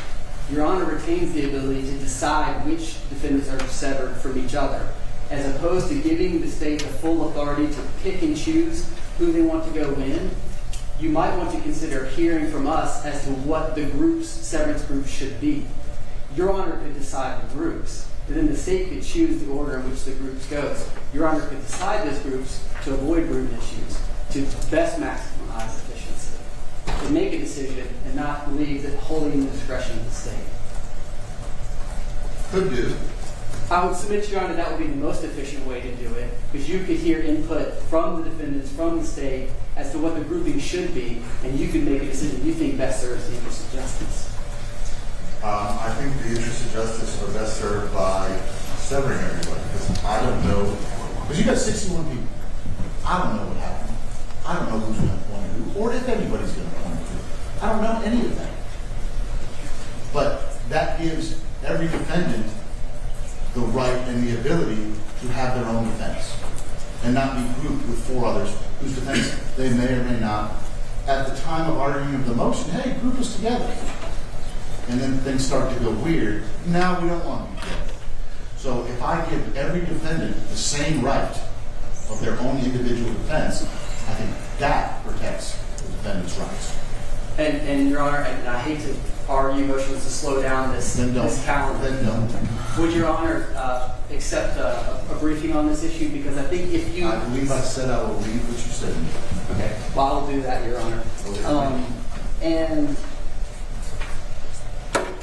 one other issue is there a way we can ensure that every defendant is noticed of hearings in this case? We would say an issue is... Keep good contact information with the clerk's office. That would be my number one. Well, Your Honor, the way the clerk's office is divided up in these cases, if an order is filed in another defendant's case, I don't necessarily get notice of it. And notice is not sent out to every defendant the way it was previously. Now, if Your Honor is going to send hearing notices out to every defendant, then that satisfies my concern, Your Honor. You're going to get notice of your hearings. Right, and so the concern is a hearing in another defendant on a motion I've adopted, right, specifically. We're not doing that anymore, remember? And I may have misunderstood, Your Honor. I thought one of the acceptable options Your Honor had proposed or would allow was a motion to adopt, specifically setting forth why that motion applied to my client. You're going to file your motion. You're going to adopt a motion, and you like it so much, as Mr. Butterfield pointed out, he's going to be doing some plagiarism. I'm going to not, put any criminal intent on him or bad civil intent on him with plagiarism. But you're going to file that motion as to your client. And that way, when that motion comes up, you will get notice of it. Okay? Okay. Thank you. Leonard Zen. Ms. Barron. Good morning, Your Honor. Nancy Barron for Mr. Boisel. His last name is Boisel. Boisel. That's right. B-O-Y-E. B-O-I-S-E-L-L-E. Thank you, Your Honor. So I'm relatively new to the case. Prior counsel did not file any motions. I intend to file some. I'm aware of the deadline. I will keep with that deadline. The problem is I still don't have all the discovery, notwithstanding the discovery that Ms. Benz brought up earlier. And so I've been trying There's previous counsel in this case? There was. She never picked up the additional discovery that was produced. And so I've been trying to arrange with the state to pick it up. I will try the phone. I will not rely on email anymore. I will follow the court's advice. Mr. Fowler will ensure you have discovery and time information. Thank you, Your Honor. Of course. Thank you, sir.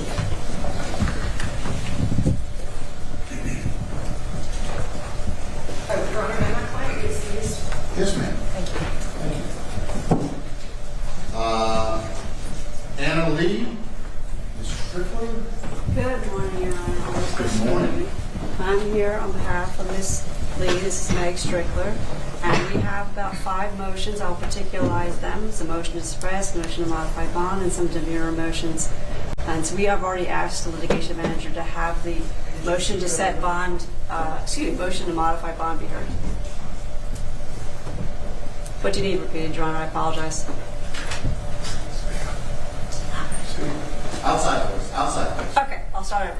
Meg Strickler, on behalf of Ms. Anna Lee, who is present in the courtroom today. We have about 5 motions filed. We have a motion to modify bond that we've already reached out to the litigation manager to get scheduled. We also have a motion to suppress, and we have some demurrer motions. I will make sure everything is particularized and perfect for you by May 30th. Thank you, ma'am. You're welcome. Maybe be excused. You may. Thank you, Your Honor. Samuel Ward. Kurt Thompson for Mr. Ward, who's present, Your Honor. We had adopted a number of motions. I think that we have maybe 3 or 4 particularized that are still relevant. One would be motion to suppress, a demurrer. I'll check and see if the order that was filed is applicable to that. We did have a motion for my client to be able to appear remotely for hearings and evidentiary hearings that the prior judge had allowed us to just simply waive it. The prior judge Adams had let us simply waive presence because of the financial hardship. I don't know if, Your Honor, if I need to renew that motion or not, but that would be one of our motions because of the hardship to come for everything. If it's just simply even a motion to suppress, well, they wouldn't be testifying. Well, I don't know if you heard earlier, my preference, my habit is, if it's strictly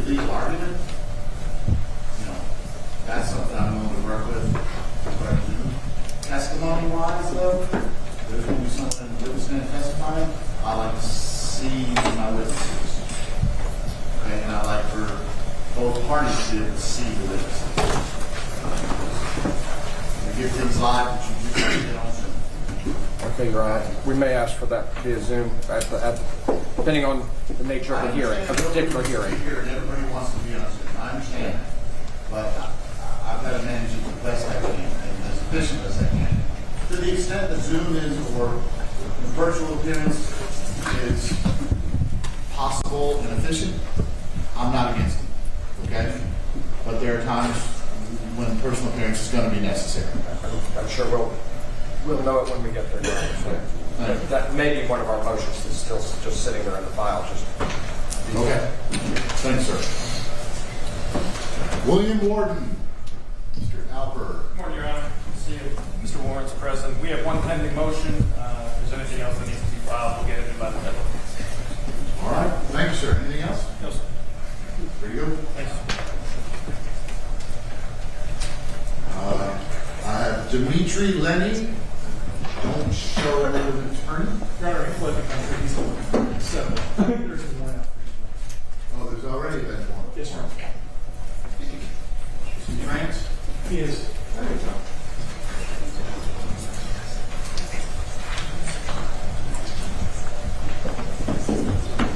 All right. Sarah Wasilewski.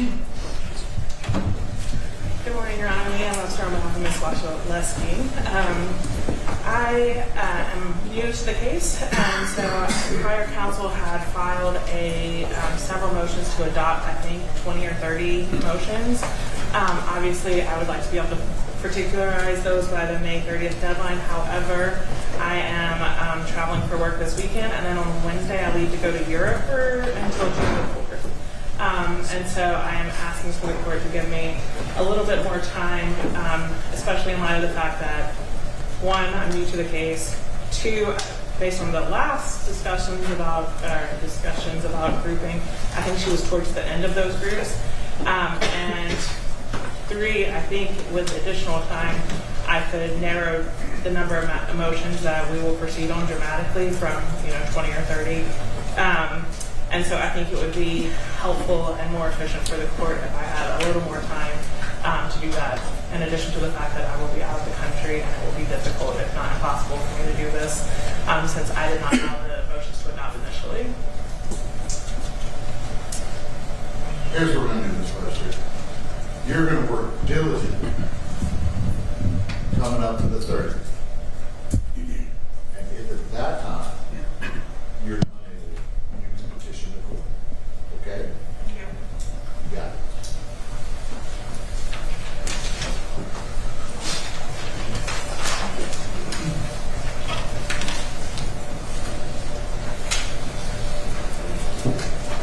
Spencer Liberto.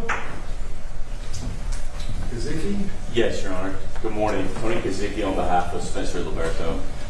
We are aware of the deadline. We will get everything particularized and we'll provide the specifics to the court's office. By the deadline, we expect 4 total motions. One request for clarity. I know you had mentioned about the Zoom appearance, and I apologize to belabor the point, but Spencer is one of the ones that is traveling as well and has some financial hardship. When you say evidentiary hearings that require testimony, I understand you mean the witness needs to be in the chair.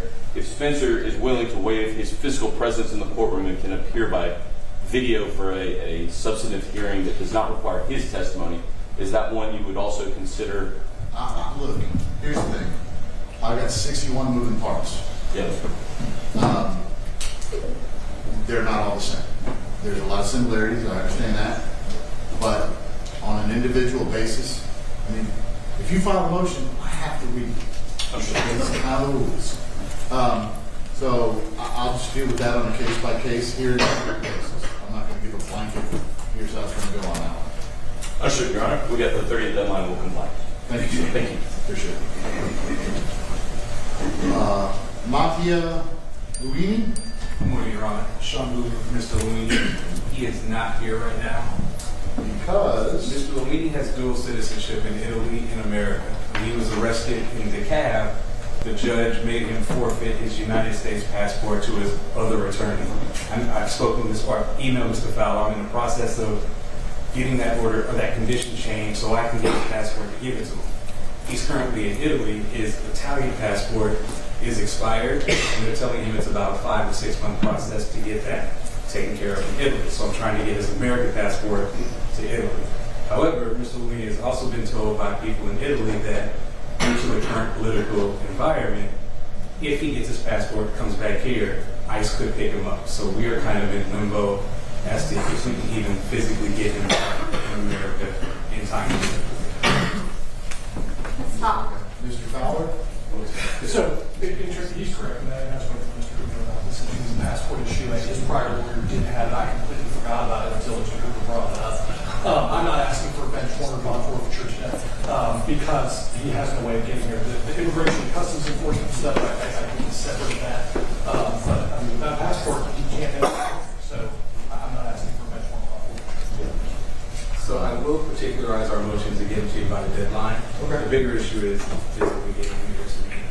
Well, as you heard, it's not going to be a bench warrant issue for you now. So, well, look, that's for people who are purposely not coming to court.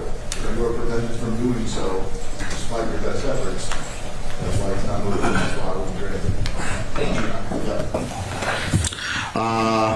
it. Matthew McCarr. Hey, Judge. Good morning. Durante Partridge on behalf of my client, who's present, Mr. McCarr.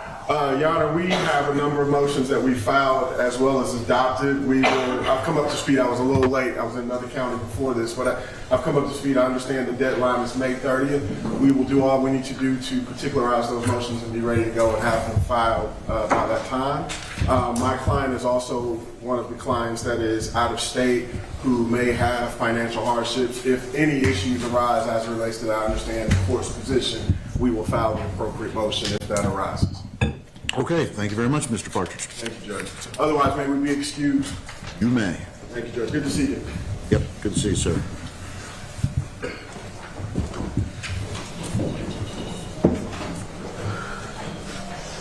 Number 58, Cooking with Gas People. Madeline Fiola, Dr. Bass. Good morning, Your Honor. My name is Matt Bass. I'm here and I represent Henry Fiola. Oh, sorry. And we have three motions, three special demurs, as well as a motion to meet and confer with the state. We've been trying to meet with them for the last year to no success. You earlier mentioned that we should give them a call. In my experience, most of those phone calls go unreturned. And so, respectfully, I'm asking the court for some sort of order or strong suggestion that the state takes seriously conversing with defendants' attorneys so that we can move this case forward and perhaps narrow it down. There's a final motion as well. I want to move, I'll be filing a motion with regard to the production of discovery 18 months after the original deadline. So that's the other motion I'll be filing. Okay.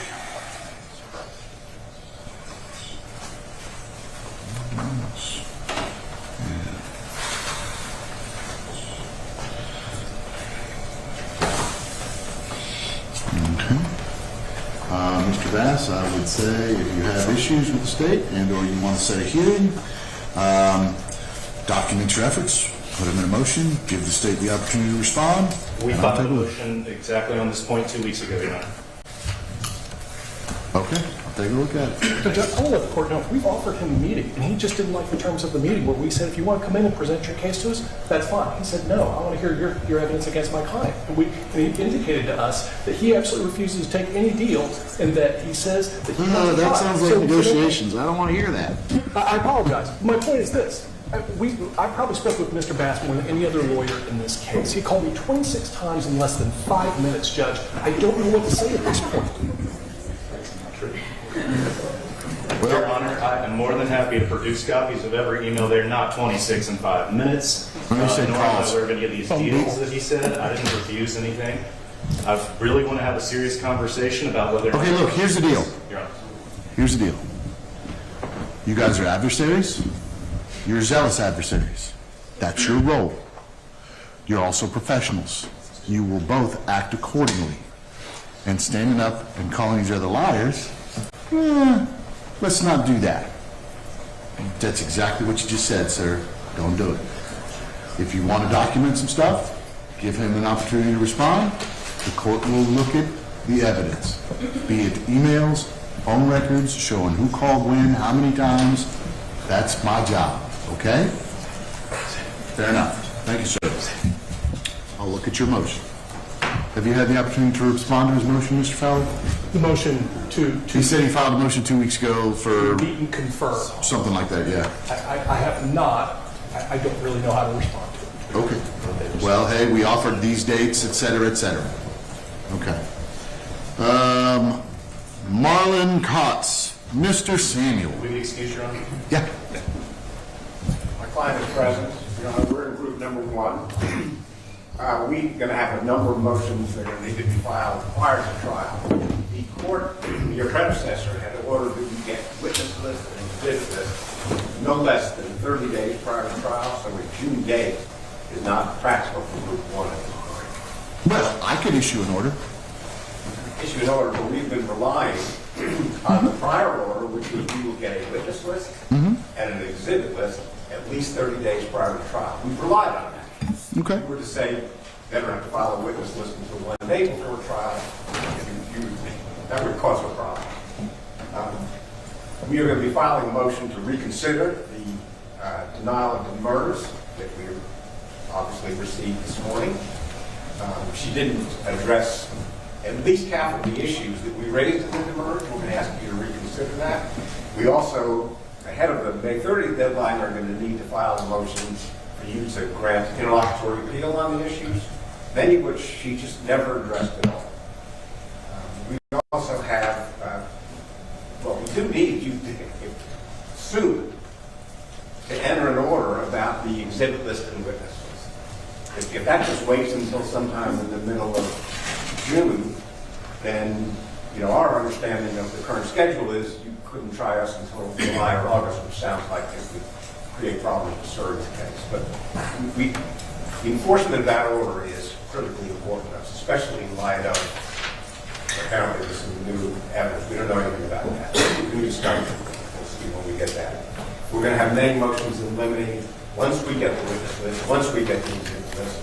Premature to do motions in limine at this point, but if you want us to file standard motions in limine, obey the rules of evidence, we can do that. But they're going to need to be modified once we get the witness list and the exhibit list for the prosecution. We have the motion to suppress that is pending. You mentioned that briefly. Yeah. The motion to suppress have a number of issues, and it's different for the different groups, different for the different defendants in our group. There's 3 of us who live in the same house. Right. The same issue is addressed in all 3 of those motions. But Ms. Quartermach has a motion to suppress that's different, and Mrs. Gupta has a motion to suppress that's different. Our motion was rather complicated, and you mentioned the digitizing has occurred, but we've never heard back from the court since the digitalization of all of the evidence was submitted at the very last hearing in December. We gave the digital records to the court, and that's the last we ever heard. Your understanding of what is digitized, your understanding of the significance of all of that couldn't even be captured by reading a transcript of the oral argument.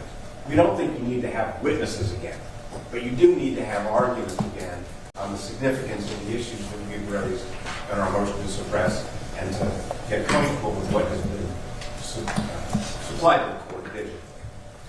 Mr. Fowler? Hold on a second, Mr. There's an Samuel. issue dealing with tainting.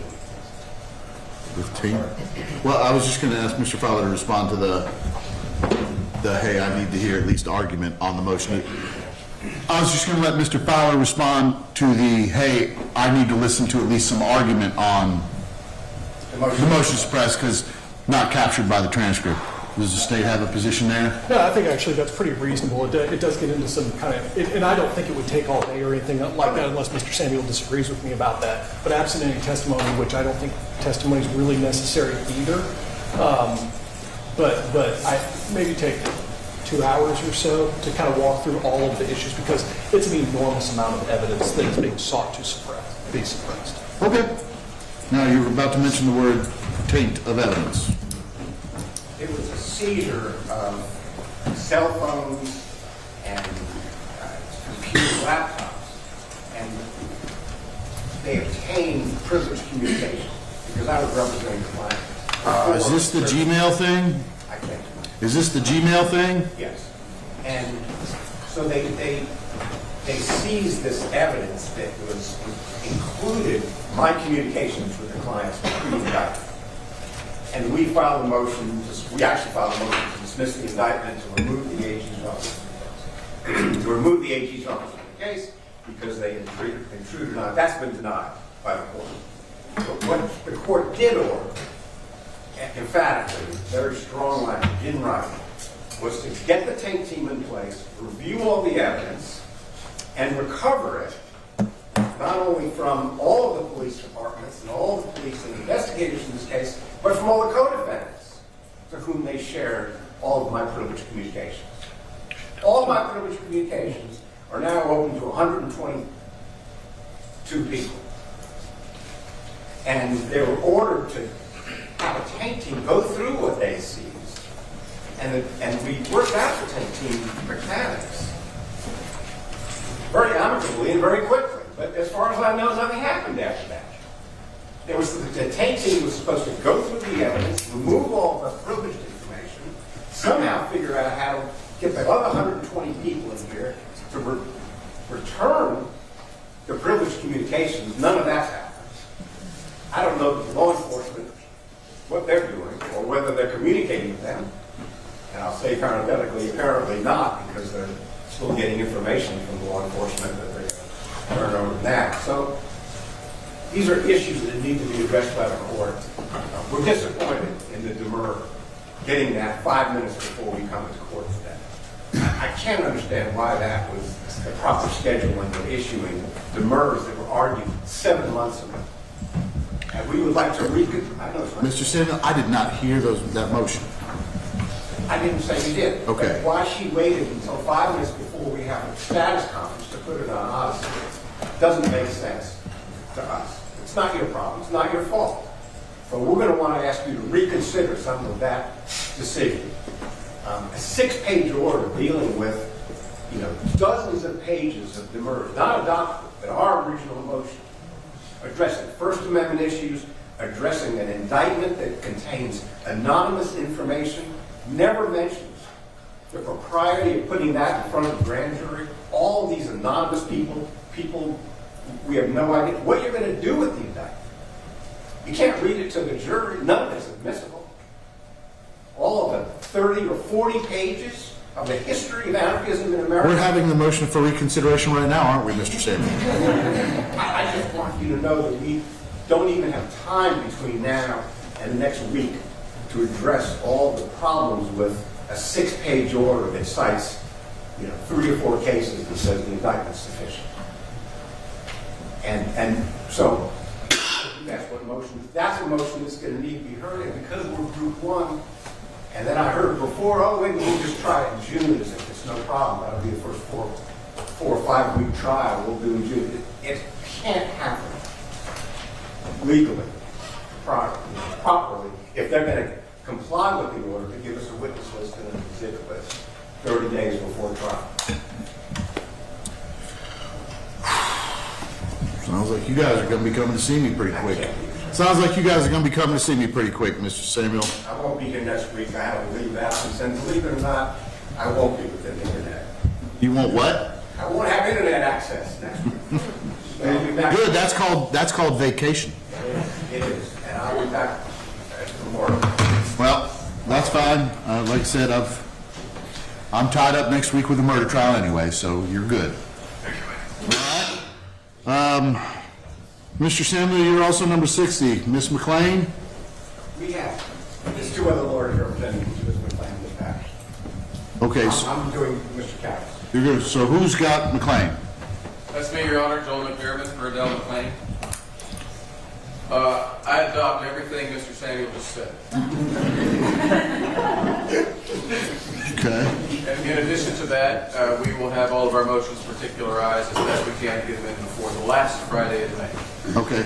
And I know the answer to this question is yes, but you have an entry in, right, or a substitution, Councilman? Yes, sir. Okay, it's just not showing up on the calendar, but I knew the answer was yes, but I had to ask. All right, thank you, sir. Last but certainly not least, Ms. Patterson. And who do we have for Ms. Patterson? Kristen Nove on behalf of Savannah Patterson. Your name shows up on the, she said it. We've been around for a minute. Okay. So Savannah Patterson is here. Again, I'll adopt what my partner says, unless you want me to particularize it at the end of the calendar. No. Shaking your head, good.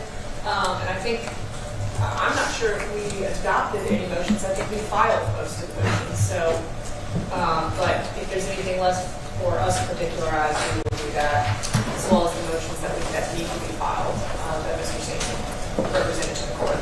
Okay. And you again are also in the same first group of 5. Group 1, yes. Right, gotcha.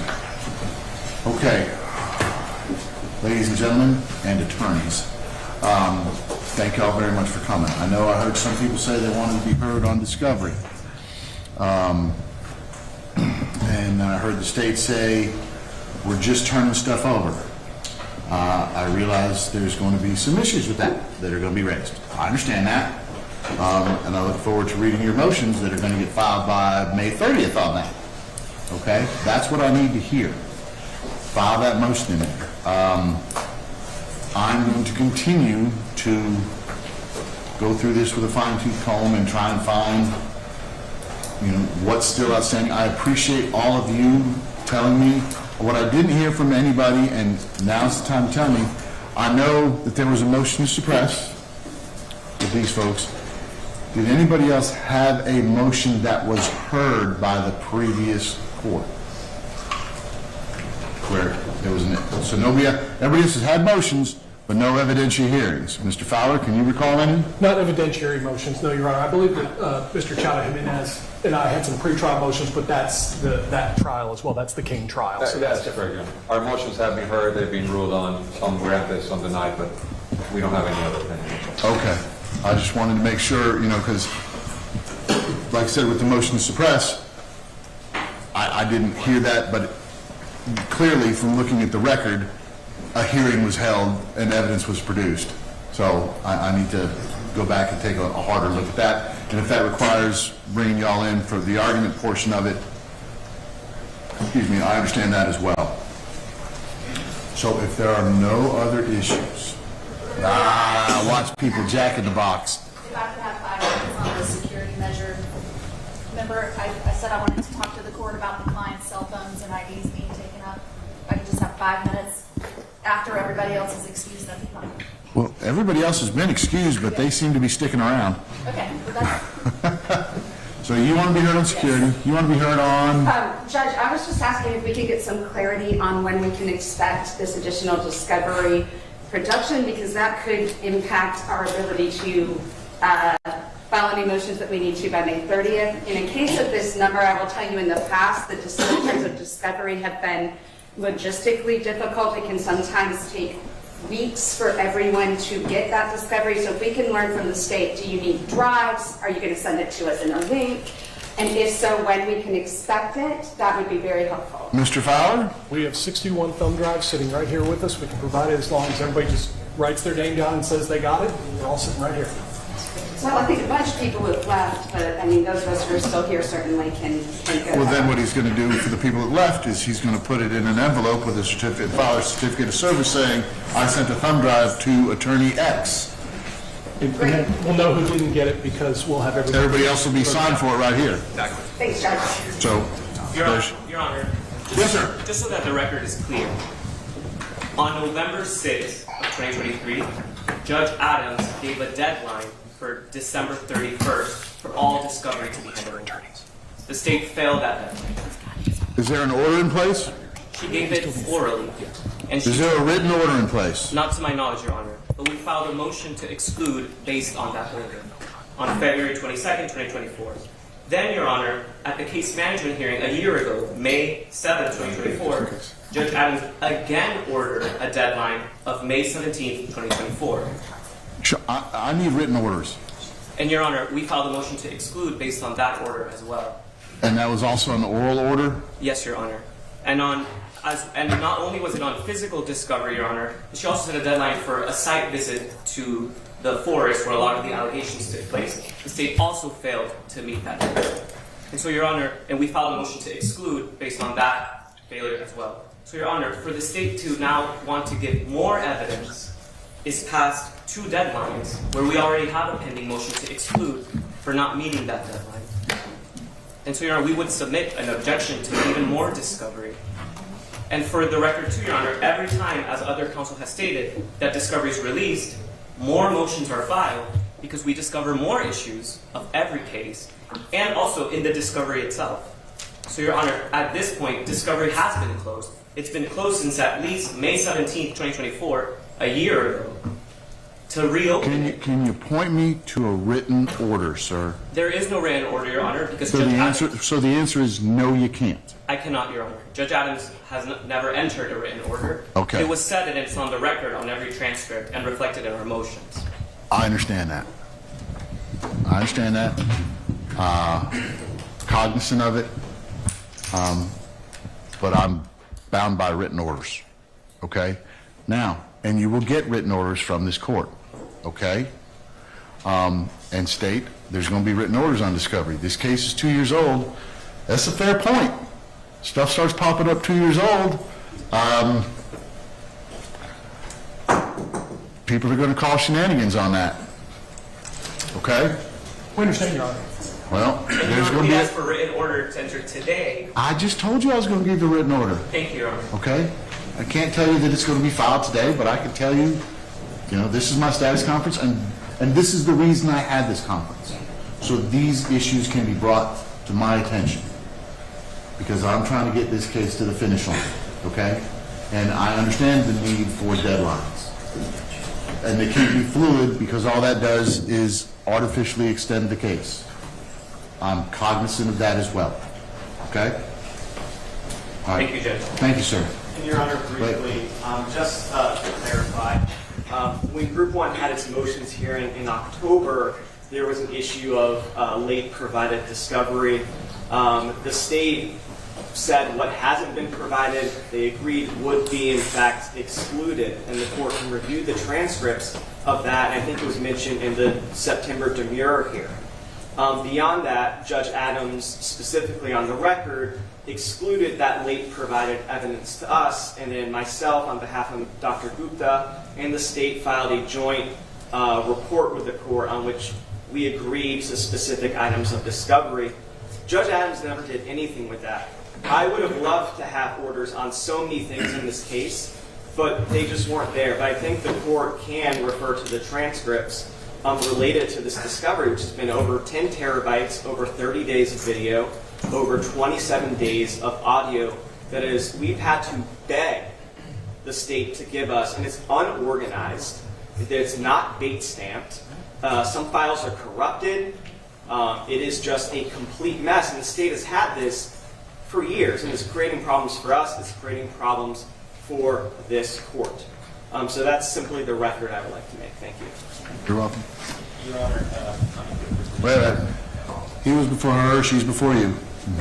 Go ahead, Ms. Harrison. I just want to make clear for the record, I just received a new discovery, which I am objecting to from the state, but it is 57 gigabytes of discovery. I have concerns about my ability to go through all of that within the next 2 weeks, to look at that, substantially analyze that, and add that to the motions that I've already filed, as well as issue slot additional motions. I think that the additional discovery, if the court chooses to allow it, is going to cause issues with the motion deadline provided, and I would ask that the court provide us some guidance or solution for that issue. Was it Mr. Gupta? Yes, sir. I just wanted to flag for what it's worth. One of the motions that I filed was, and I think several other attorneys adopted it, was a motion to have written orders for the oral orders that Judge Adams issued. So, insofar as that has any significance on how you're going to decide the motion that was raised at the prior discovery. Will you email that to me on the staff attorney? Yeah. That specific. Mr. Fowler. I believe Ms. Dixon indicated she's going to handle this. She knows this discovery that was just put on there a little better than I do and what happened with it. This case was, let's see.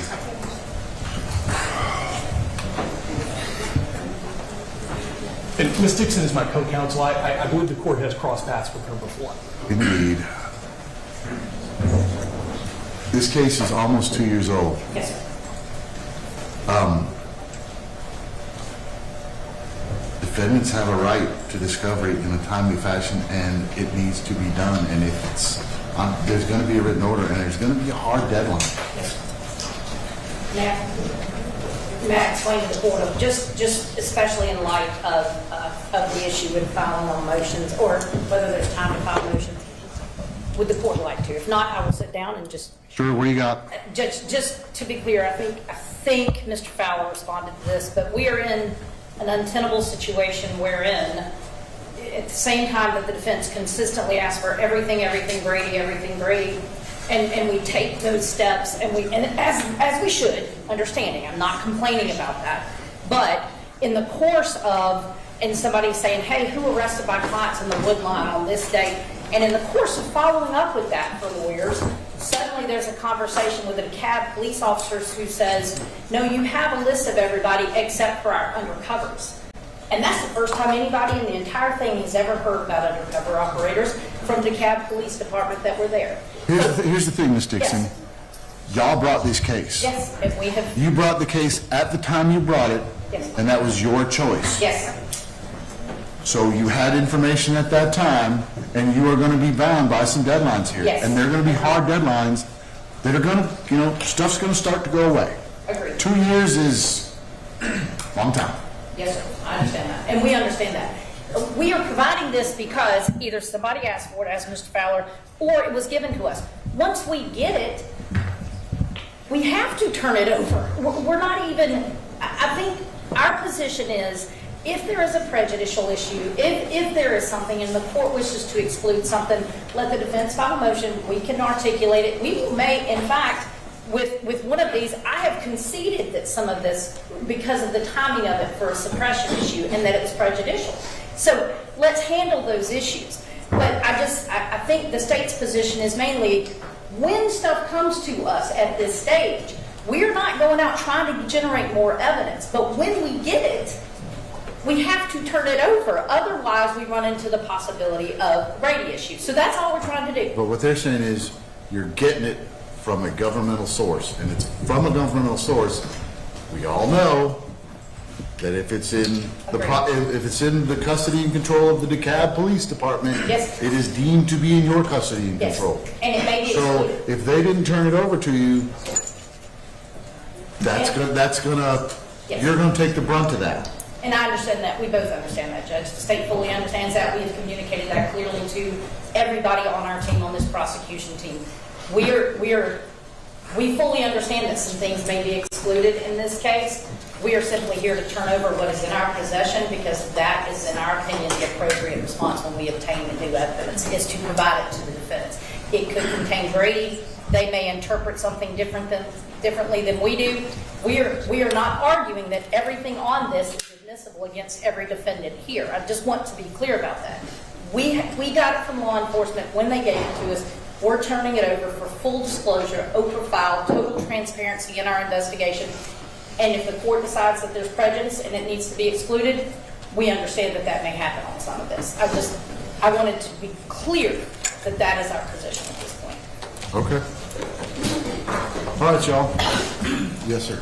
Just one thing, just to be clear, just want to make sure that all of this discussion, other than the status, is being taken down on the record. No, so I think there was a nod from the court reporter. We just would ask for this to be on the record, any substantive stuff about discovery. You're going to get written orders regarding discovery. Right. Okay? Because then we don't have to go back and find things. We've got a written order to go to. It's nice to have written order. Yes, ma'am.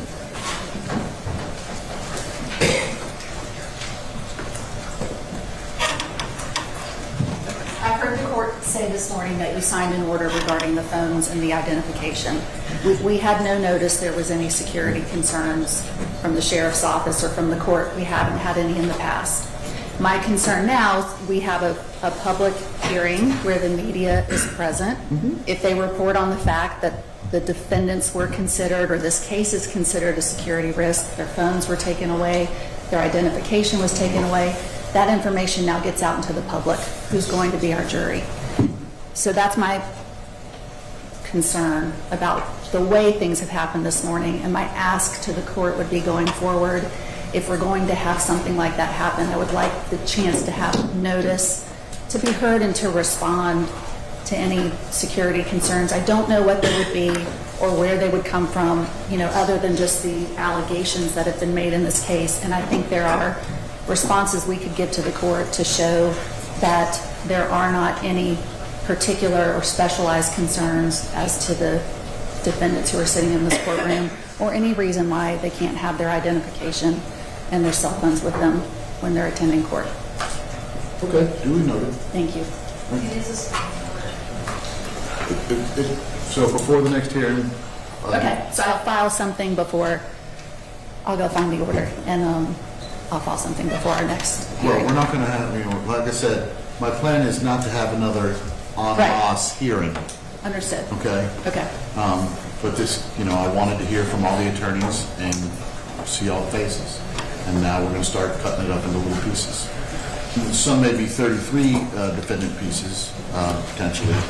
And I'm going to ask the state to get with the defense attorneys on that, because if there is something that'll help streamline things, I don't pretend to have every answer on efficiency and streamlining, and, that would benefit both parties, benefit the process, not favor one side or the other. I'm open to those ideas, okay? Understood. Thank you. All right. Anything from the state? No, Your Honor.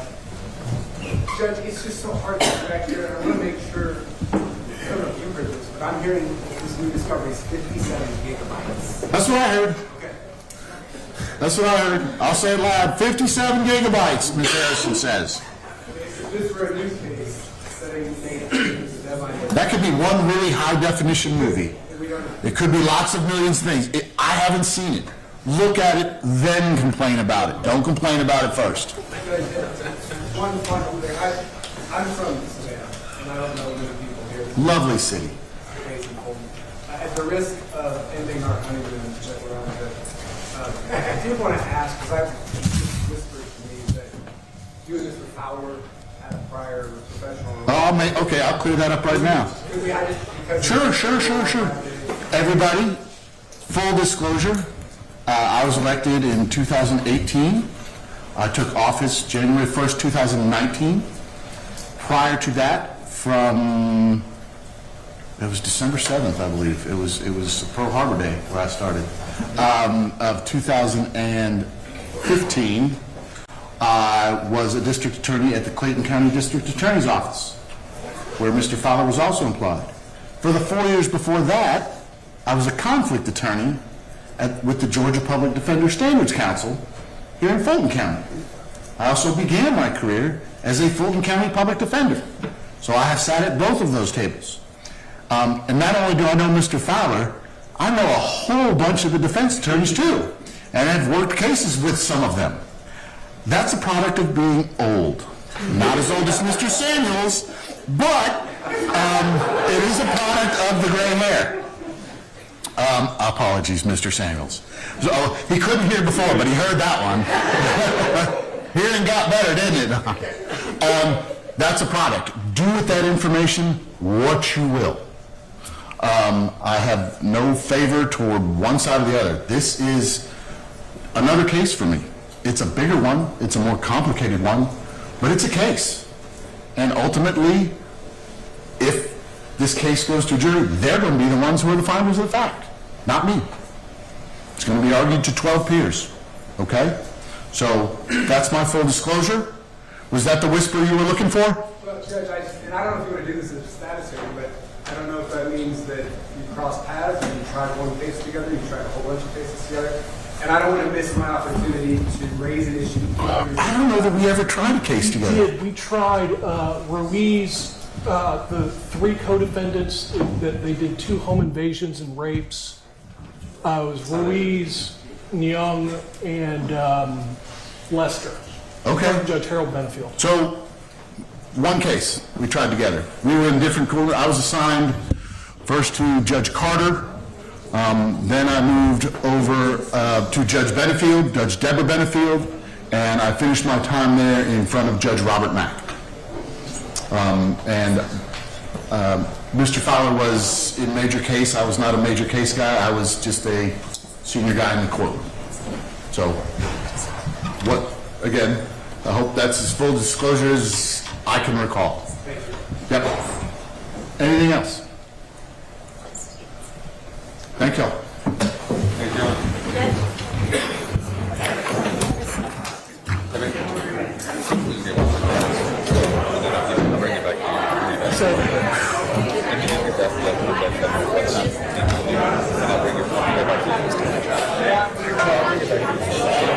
Come on up. Hey guys,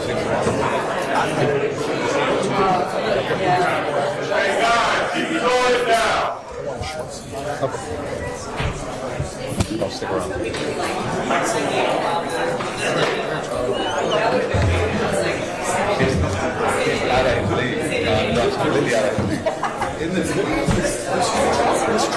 So I remember